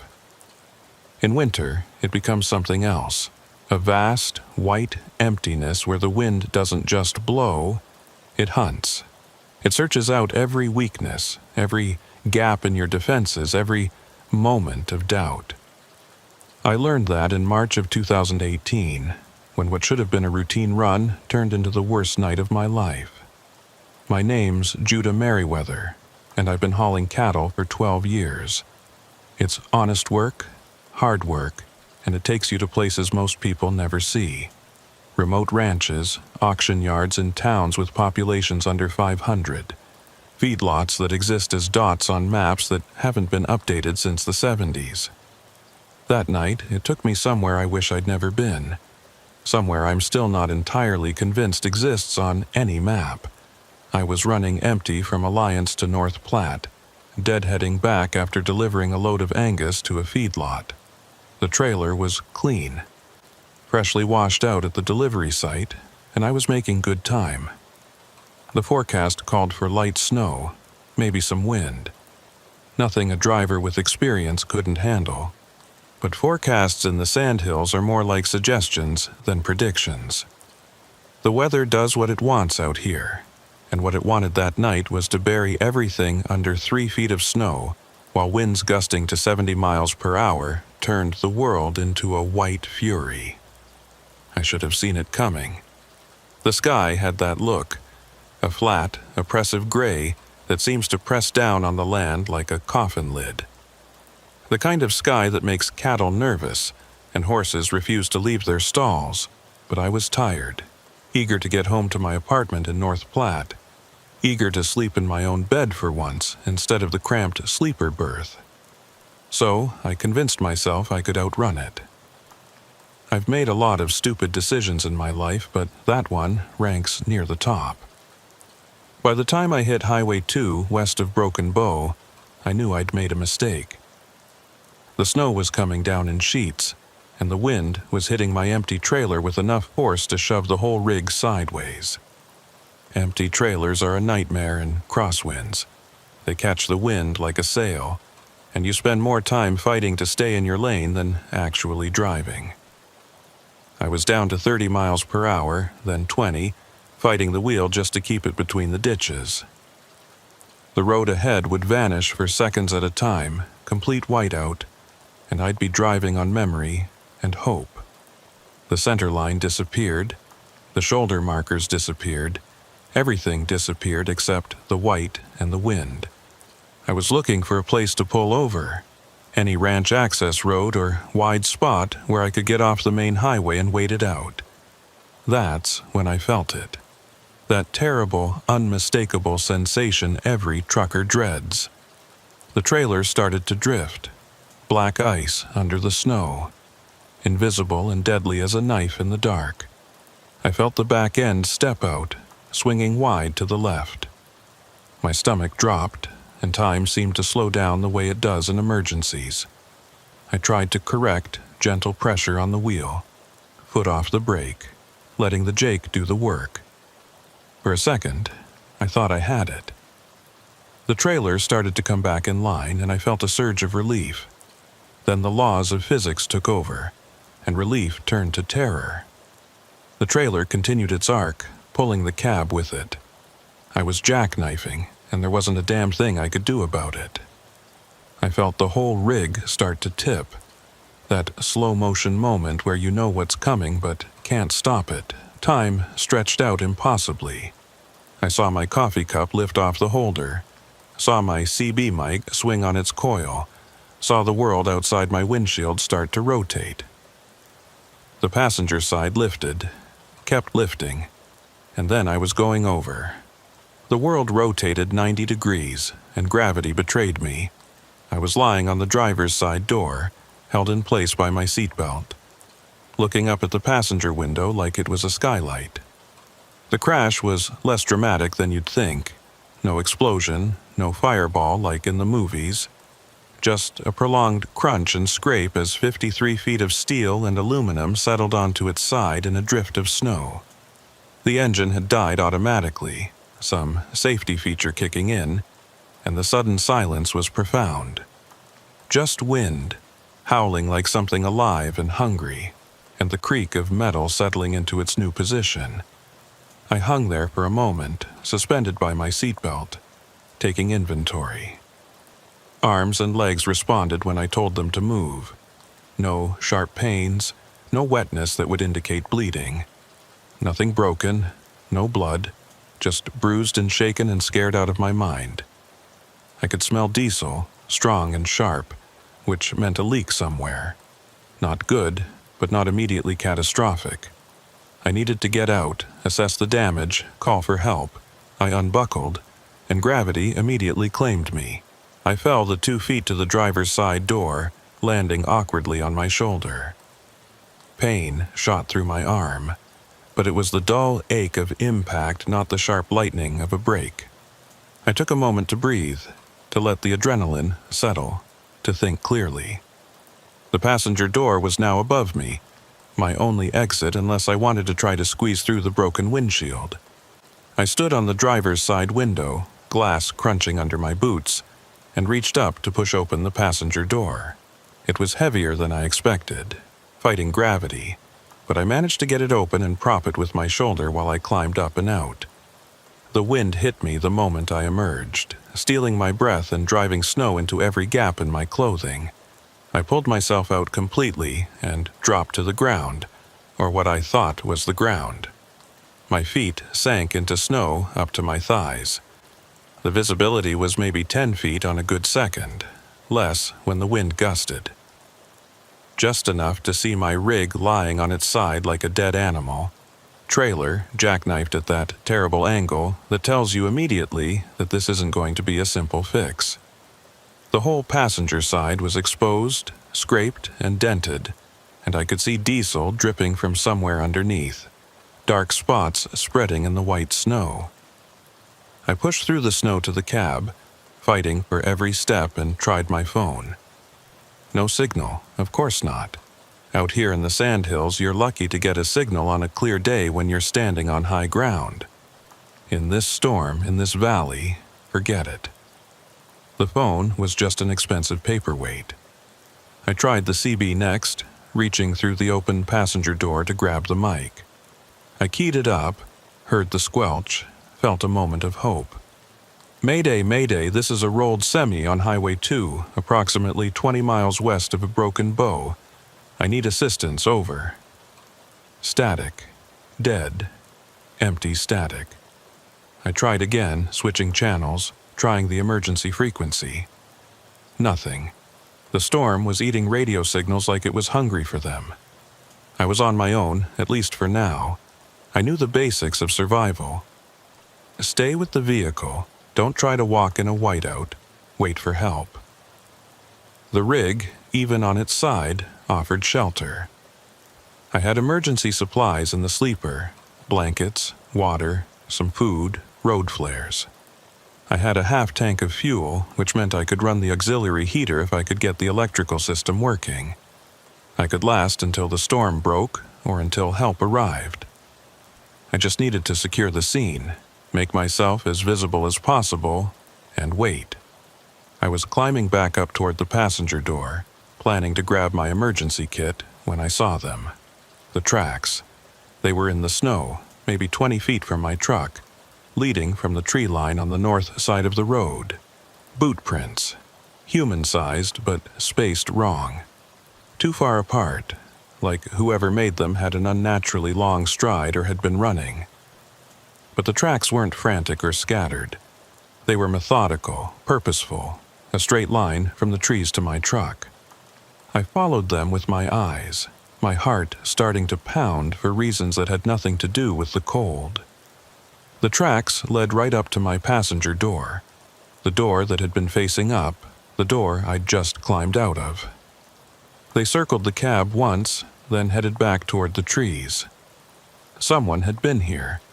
While I was inside, hanging in my seatbelt, taking inventory, someone had approached my overturned rig, looked in, circled it, and then left. The implications made my skin crawl beneath my layers. I looked toward the tree line, but visibility was too poor to see anything except the vague shapes of pines and the endless white beyond them. "Hello?" I shouted into the wind. "I need help. I'm stranded." My voice was snatched away by the wind, carried off into the white void. No response. Just the howl of the storm and the creak of my settling truck. I tried again, louder. "Hello? Is anyone there? I saw your tracks." Still nothing. Whoever had made those tracks had either not heard me or chose not to respond. I stood there in the snow, wind cutting through my layers, trying to decide what to do. The tracks were fresh. I could tell by the way the edges were still sharp, not yet filled in by blowing snow. They couldn't be more than a few minutes old, which meant whoever made them had approached while I was unconscious or disoriented right after the crash. They'd looked in, seen me, and then left without offering help or making their presence known. Why? The wind gusted hard, and I staggered, catching myself against the trailer. The cold was starting to seep in now, that insidious chill that starts at your extremities and works its way inward. I needed to make a decision. Get back in the cab, seal myself in as best I could, and wait for help. Or follow those tracks, see if they led to a house or ranch where I could call for assistance. The smart choice was obvious. Stay with the vehicle. That's rule 1 of winter survival. But those tracks bothered me. The spacing, the purposeful way they approached, and then retreated. The silence. Something about them felt wrong in a way I couldn't articulate. I made my decision. I'd get back in the cab, get my emergency supplies, and make myself as secure as possible. I'd set out flares once the wind died down enough that they wouldn't immediately blow out, and I'd keep my knife close, just in case whoever made those tracks decided to come back. I was halfway back to the passenger door when I heard it. An engine. Diesel, heavy, getting closer. Relief flooded through me like warm water. Someone was coming, had seen my rig or heard my mayday somehow, was coming to help. I scrambled up onto the side of my overturned truck, waving my arms, pointing my flashlight toward the sound. Through the snow, I saw headlights, high-mounted, probably a pickup. It was moving slowly, cautiously, feeling its way through the whiteout. It pulled to a stop about 20 yards away, engine idling, lights on, but nobody got out. The pickup just sat there, exhaust puffing white clouds into the wind, headlights cutting cones through the snow. I waved again, shouting, "Hey, over here! I need help! Truck rolled over. I'm okay, but I'm stuck." Still, nobody emerged from the pickup. The engine continued its steady rumble, and I could see a shape behind the windshield. Someone in the driver's seat, but they weren't moving. I dropped back into the snow and started wading toward the pickup, every step an effort. "Hey, can you hear me? I need a pull, or at least a ride to somewhere with a phone." I got within 10 feet, close enough to make out details now. The pickup was old, maybe 70s vintage, with a grill that looked like a mouthful of broken teeth. Rust showed through the paint in places, and one headlight was dimmer than the other. The windshield was frosted over, completely opaque. Nobody could see through that. Nobody could drive with that windshield. And yet the pickup was here, idling, as if someone had just parked it. The exhaust bothered me too. It was coming out white, too white, thicker than normal exhaust should be in cold weather. It looked less like combustion products and more like steam, or breath, cold breath, condensing in the freezing air. I stopped about 5 feet from the driver's side door, sudden instinct overriding the desperate need for help. "Hello?" I called out, my voice smaller now, uncertain. "Is someone in there?" The door opened, not quickly, not like someone eager to help. It opened slowly, deliberately, with a creak of old hinges that somehow cut through the wind noise. A figure stepped out, and my first impression was of size. He was tall, well over 6 feet, dressed in a heavy rancher's coat that had seen better decades. A wide-brimmed hat shadowed his face, and he moved with a stiffness that suggested old injuries or just the arthritis of age. He stood there, not moving closer, not speaking, just regarding me from beneath that hat brim. The silence stretched out, punctuated only by the wind and the idle of his engine. I found myself taking a step backward, though I couldn't have said why. "You need help." It wasn't a question. His voice was rough, like gravel in a can, like someone who didn't speak often and wasn't used to the feel of words. "Yes," I said, trying to sound confident, professional, like this was just a normal roadside assistance situation. "My rig rolled. I need a pull, or at least a ride to somewhere with a phone. I need to call a wrecker." He stood there, and I still couldn't see his face properly. The hat brim and the blowing snow conspired to keep it in shadow.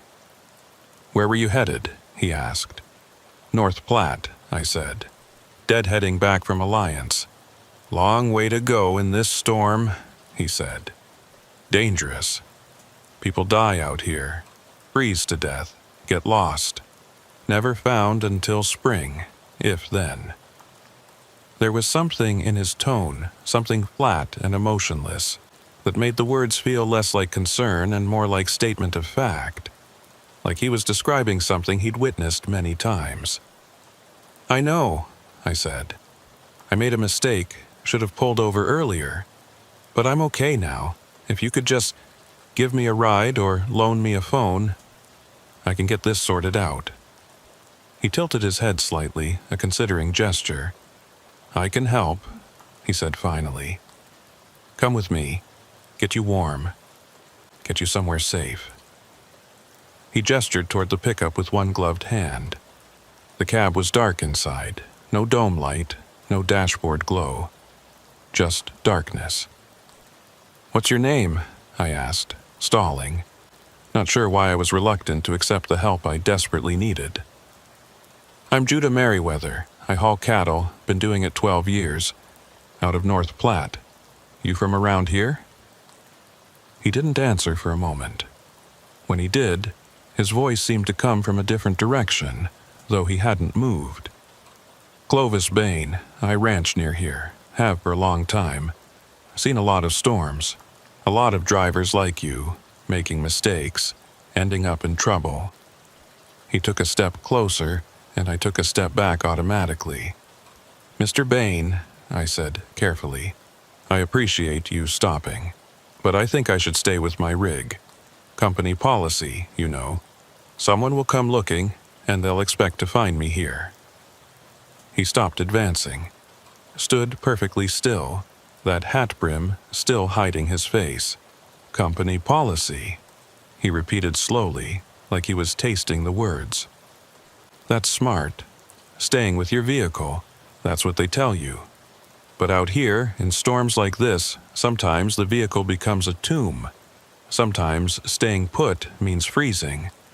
Dying alone in the dark while help drives right past, can't see you through the white." He wasn't wrong. That was the nightmare scenario every winter driver feared. Getting stuck, staying put like you're supposed to, and then help never arriving. Dying of exposure while following the rules. "How far is your ranch?" I asked. "Could you make a call from there? Let dispatch know my situation." "Ranch is close," he said, gesturing vaguely east. "Close enough, and I have a phone, landline, very reliable. Not like these cell phones that don't work when you need them." A landline, old-fashioned, but dependable. That actually made sense for a remote ranch. "Okay," I said, making a decision. "But let me grab my emergency kit first. I've got some supplies in my truck and I want to set out a flare at least, mark the location." He nodded slowly. "Be quick, storm's getting worse. Don't want to be out in it longer than necessary." I turned and started back toward my overturned rig, moving as fast as the snow would allow. Behind me, I heard Clovis Bain get back in his pickup. The door closed with a solid thunk, and the engine continued its steady rumble. I climbed up to my passenger door and dropped into the cab, now lying on its side like a strange cave. My emergency kit was in the sleeper, and I grabbed it quickly. Blankets, water bottles, energy bars, road flares, first aid kit, and my good flashlight with fresh batteries. I also grabbed my logbook and my wallet, stuffing them in my coat pockets. Insurance, license, registration, all the important papers. If I was leaving my rig, even temporarily, I wanted that documentation with me. As I gathered my things, a thought occurred to me. Why hadn't Clovis Bain offered to call from his cell phone? He'd mentioned my cell phone not working, had offered a landline at his ranch, but he must have a phone of his own. Everyone did these days. Even old ranchers usually had at least a basic flip phone for emergencies. Maybe his was dead, or maybe he was old school enough not to carry one, or maybe there was another reason. I shook off the thought. I was being paranoid, letting the stress of the situation make me suspicious of someone who'd stopped to help. Clovis Bain was just an old rancher, a little odd, maybe, a little stiff in his manner, but that came with the territory. People who lived alone in isolated areas got eccentric. It was natural. I climbed back out of the cab with my emergency kit and looked toward the pickup. It was still there, still idling, exhaust still puffing those two white clouds. I could see Clovis behind the wheel now, or at least his shape, motionless, waiting. I grabbed a road flare from my kit, struck it, and planted it in the snow near my rig. The red light was immediately dimmed by the blowing snow, but it was better than nothing. At least, if a plow came through or if another driver happened by, they'd see there was a situation here. I started wading back toward the pickup, emergency kit clutched to my chest. I was maybe 10 yards from the passenger door when I noticed something that made me stop. There were no tracks around the pickup. None. My tracks led from my rig toward it. That much was clear.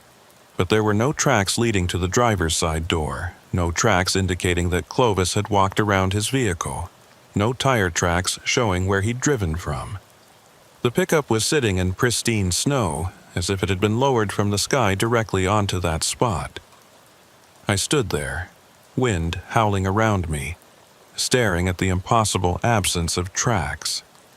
Then I remembered the tracks I'd seen earlier, the ones leading from the tree line to my overturned truck. The spacing had been wrong, I'd thought, too far apart. Now, looking at the pristine snow around the pickup, I understood. Those tracks hadn't been made by someone walking with a long stride. They'd been made by someone who wasn't quite walking at all, someone whose feet didn't quite touch the ground with every step. My hands tightened on my emergency kit, and every instinct I had screamed at me to run. Not toward the pickup, away from it. Back to my rig, back to my overturned tomb of metal and diesel fumes, back to anything except that waiting vehicle with its opaque windshield and its too white exhaust, and its driver who cast no tracks in the snow. I started backing up, slowly, trying not to make it obvious, trying to keep the pickup in view. The passenger door opened. I hadn't seen Clovis move, hadn't seen him reach across to unlatch it, but it swung open nonetheless, revealing the dark interior. "Get in, Judah," his voice called out, and I realized with mounting horror that his lips hadn't moved. The voice wasn't coming from inside the cab. It was coming from everywhere and nowhere, surrounding me like the wind. "Get in. We have a long way to go, a long way down." I dropped the emergency kit and ran. Not toward my rig. That was too far, too exposed. Toward the tree line, the same direction those impossible tracks had led. The snow grabbed at my legs like hands, trying to pull me down, but fear gave me strength. I heard the pickup's engine rev, heard the wheels spin and catch, and then I heard it moving, pursuing me. I didn't look back. Looking back would cost me seconds I didn't have. I crashed into the tree line, branches whipping my face, snow cascading from disturbed boughs. The trees were thick here, old pines that blocked some of the wind and most of the snow. I kept running, weaving between trunks, trying to put distance and obstacles between me and whatever was following. Behind me, I heard the pickup stop, heard the engine idle, heard a door open. "Judah," Clovis Bain's voice, patient, almost amused. "Where are you going? You can't survive out here, not in this cold, not in this storm. Come back, let me help you." I pressed myself against a tree trunk, trying to quiet my breathing, trying to listen over the sound of my own heartbeat. The wind was quieter here among the trees, and I could hear him moving. Not footsteps exactly, but a sound like something heavy being dragged through snow. The sound would stop, then start again. Stop, then start. He was searching, methodically, patiently, hunting. "I've helped a lot of drivers, Judah," his voice called out, seeming to come from multiple directions at once. "Helped them find their way. Helped them get warm. They're all warm now. So warm they'll never be cold again. Don't you want to be warm, Judah? Don't you want to stop shivering?" I bit down on my glove to keep from responding, to keep from giving away my position. The cold was already working its way through my layers, and he was right about one thing. I couldn't survive out here indefinitely. Without shelter, without heat, I'd be hypothermic in hours, dead by morning. The dragging sound came closer, and I risked a glance around the tree. Through the gaps between pines, I saw him, Clovis Bain, moving through the forest with that same stiff gait. But now I could see why he moved that way. His legs weren't quite bending right, weren't articulating the way human joints should. He moved more like a puppet, animated by something that didn't quite understand how bodies worked. And his face, God help me, I finally saw his face. The hat had been knocked off by a low branch, and what I saw underneath made my stomach lurch. It was a face, technically. It had all the right parts in approximately the right places, but the skin was too tight, stretched over the skull like canvas over a frame. The eyes were completely white, no iris, no pupil, just blank white that seemed to glow faintly in the dim light. And when he smiled, the mouth opened too wide, showing teeth that were too numerous, too sharp, set in gums that were the color of old ice. "There you are," he said, and the voice came from that impossible mouth, distorted, echoing. "Found you." I ran again, pure panic driving me now. There was no plan, no destination, just the desperate animal need to escape. I crashed through underbrush, fell, got up, kept running. Behind me, I heard him following, heard that dragging sound and something else now. Laughter. He was laughing, a sound like wind whistling through a cracked window mixed with something wet and organic. I burst out of the tree line into a small clearing, and that's when I saw it. A structure, half buried in snow. An old line shack or hunting cabin, small and weathered, but it had walls and a roof and a door. Shelter. I ran for it, praying it wasn't locked, praying it was at least partially intact. The door was stuck, swollen with moisture and age, but I hit it with my shoulder and it gave way. I tumbled inside and immediately turned to slam the door shut. Clovis Bain was standing at the edge of the clearing, maybe 30 yards away, watching me. He didn't pursue, just stood there, that too wide smile fixed on his too tight face, and slowly raised one hand in a wave. "See you soon, Judah." His voice carried across the clearing. "Real soon. I'm patient. I can wait." Then he turned and walked back into the trees, moving with that puppet gait, and the forest swallowed him. I stood there shaking, back pressed against the door, lungs burning, mind refusing to process what I'd just seen. This couldn't be real, couldn't be happening. I was hallucinating, had to be. Hypothermia caused hallucinations. Stress caused hallucinations. Maybe I'd hit my head in the rollover, had a concussion, was lying unconscious in my cab right now, dreaming this entire nightmare. But the cold felt real. The rough wood of the door against my back felt real.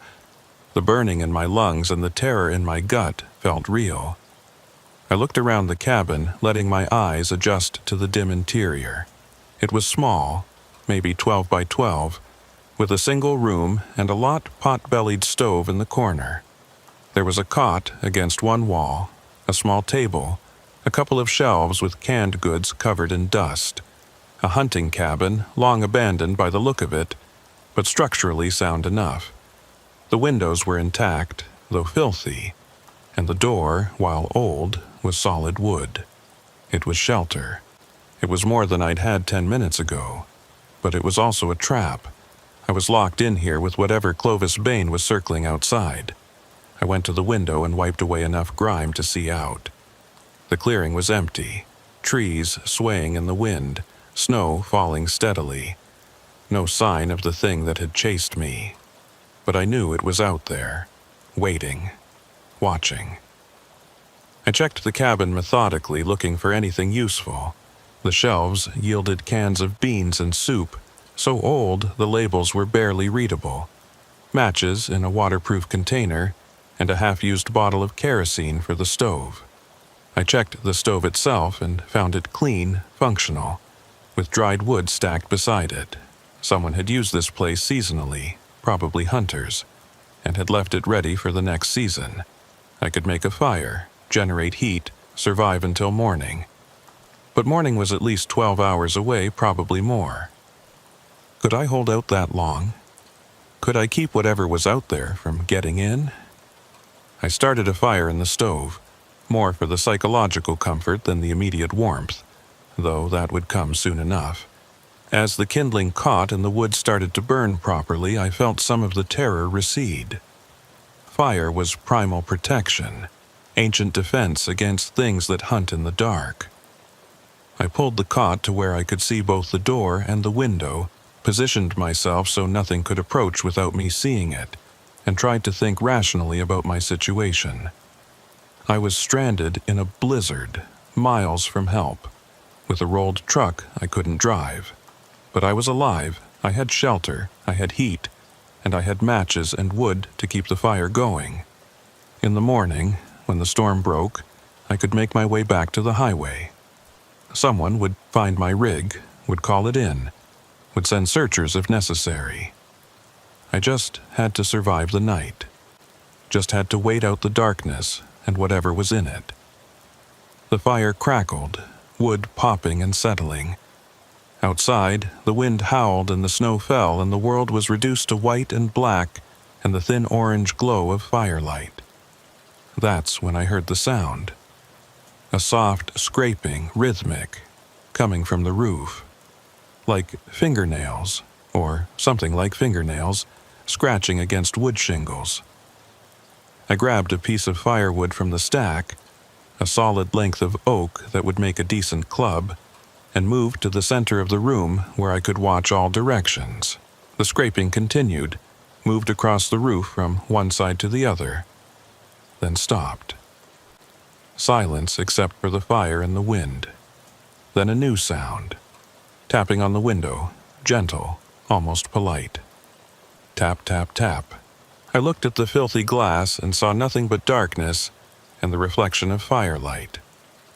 Tap, tap, tap. The sound came again, more insistent. I approached the window slowly, club raised, and wiped away more grime. Pressed against the glass from outside was a hand. Palm flat, fingers spread, pale as snow. But wrong. The fingers were too long, the joints bent at angles that weren't quite natural. As I watched, the hand slid down the glass, leaving a smear that wasn't quite water and wasn't quite ice. Judah! The voice came through the glass, muffled but recognizable. Clovis Bain. Let me in. I just want to help. Want to get you warm.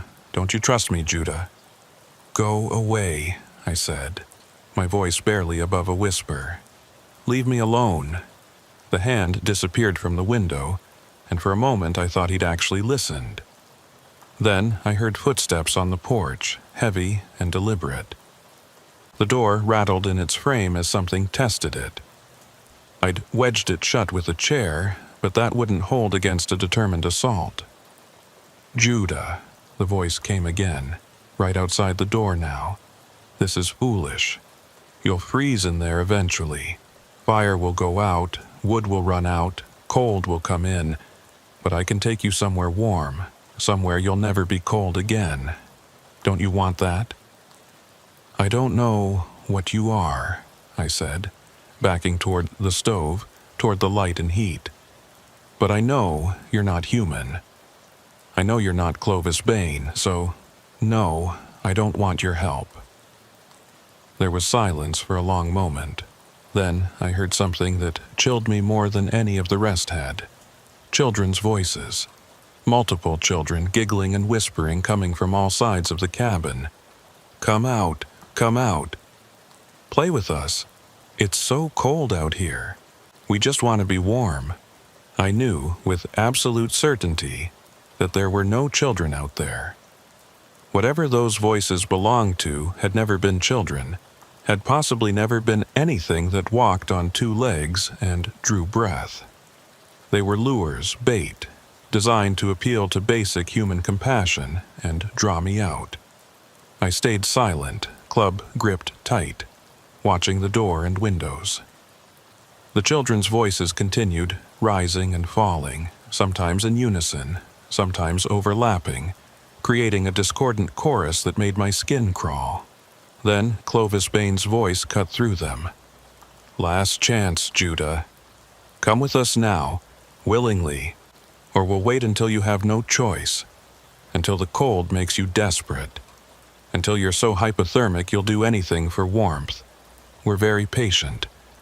We've been waiting a long time. What's one more night? The sounds stopped, all of them, simultaneously. The scratching, the tapping, the voices. Just the wind and the fire, and my own ragged breathing. I stood there for what felt like hours, but was probably only minutes, waiting for them to return. They didn't. The night stretched out, and I fed the fire, kept it burning, kept my vigil. I didn't dare sleep. Didn't dare let my guard down. Every creak of the cabin settling, every gust of wind, every pop of the fire made me jump. But nothing came. No more voices, no more scraping, no more hands pressed against the glass. Had they given up? Or were they just waiting, out there in the dark, patient as promised? As the hours crawled by and adrenaline faded, exhaustion started to creep in. The warmth from the stove was making me drowsy, and I had to fight to keep my eyes open. I knew that falling asleep could be fatal, could leave me vulnerable. But I was so tired, so very tired. I must have dozed off at some point because I woke with a start to find the fire had burned down to coals and the cabin was significantly colder. According to my watch, it was 4 a.m. I'd been out for maybe 2 hours. I immediately checked the door and windows.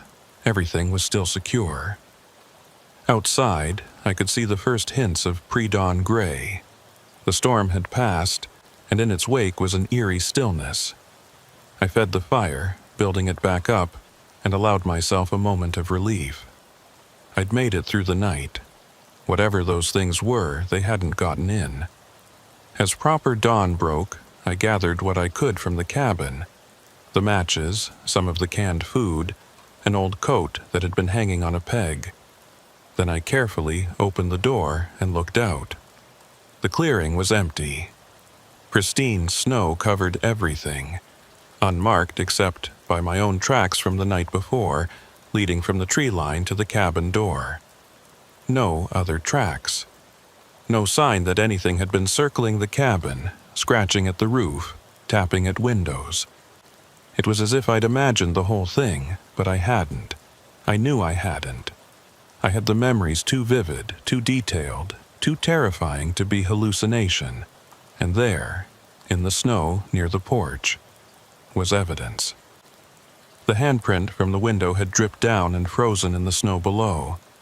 Not water, not ice, but something in between. Something organic. I didn't investigate it closely. I just turned away and started walking back toward where I thought the highway was. The sun was up now, weak winter sun that provided light if not warmth, and I could see farther. My rig should be visible from here with its bright paint and the flare I'd set. I walked for 20 minutes before I saw it.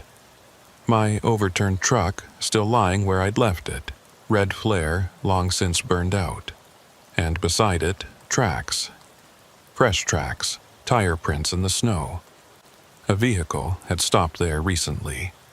I approached cautiously, but the vehicle was gone now.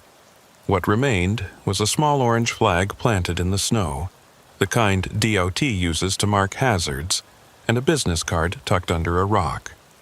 I picked up the card with shaking hands. It was for a wrecker service out of Broken Bow. On the back, written in pen, was a message.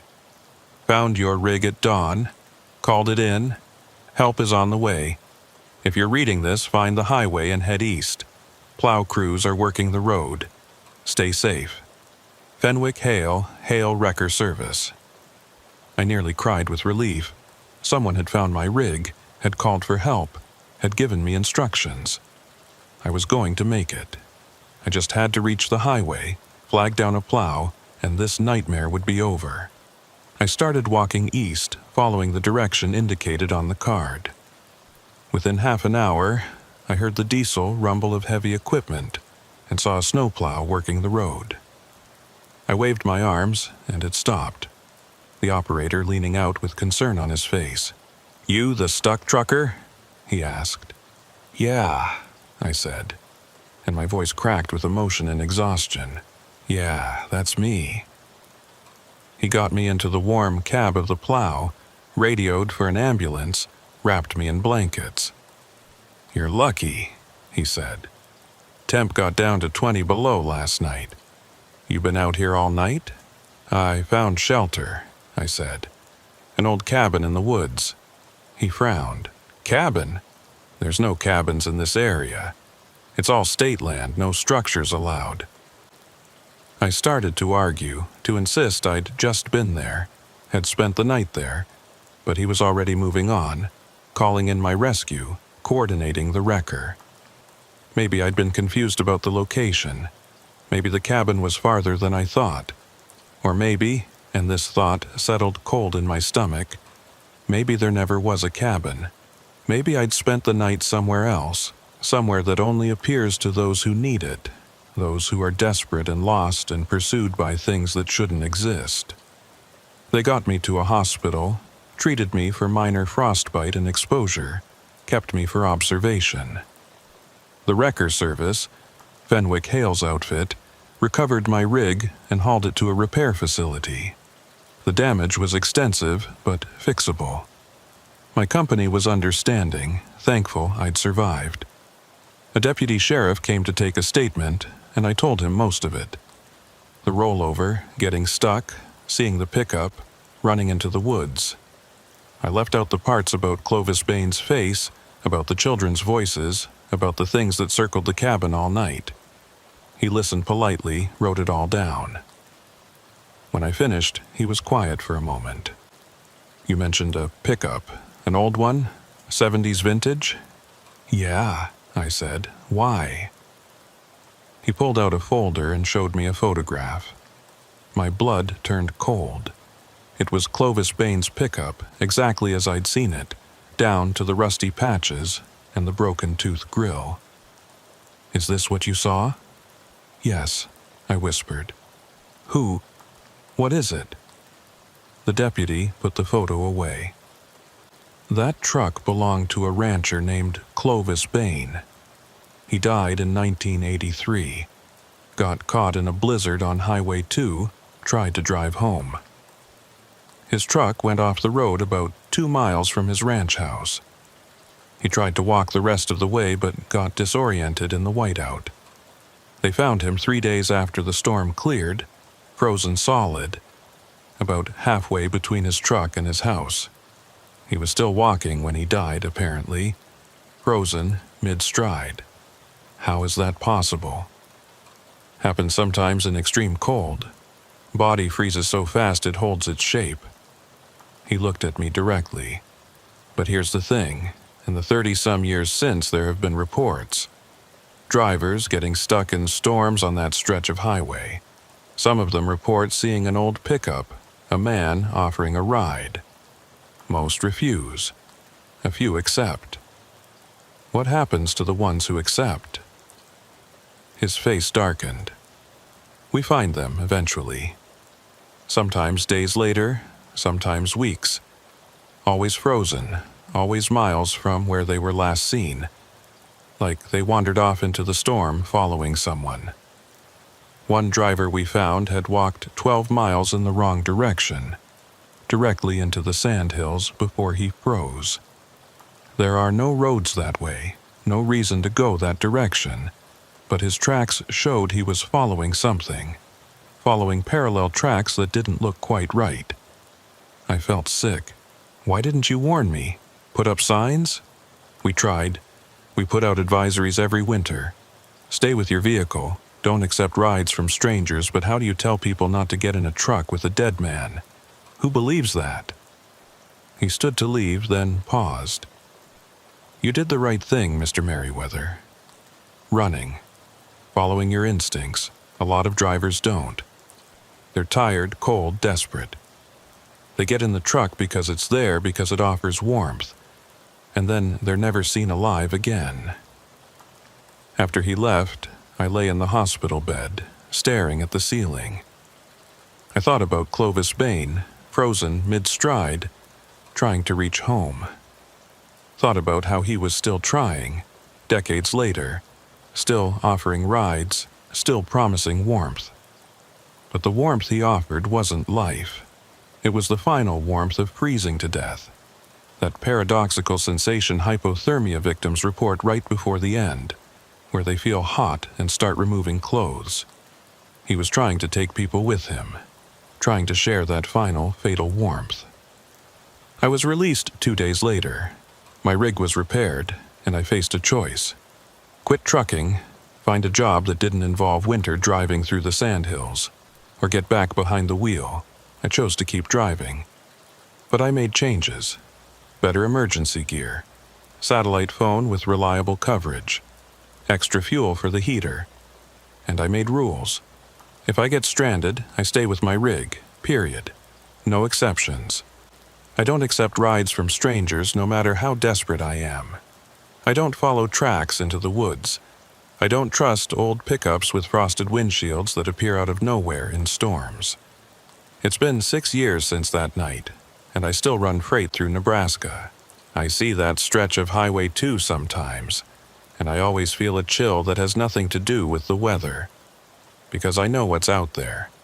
I know that in the worst storms, when the snow falls so thick you can't see your hood, and the wind howls like something dying, Clovis Bain is still driving his route, still stopping for stranded truckers, still offering rides to somewhere warm.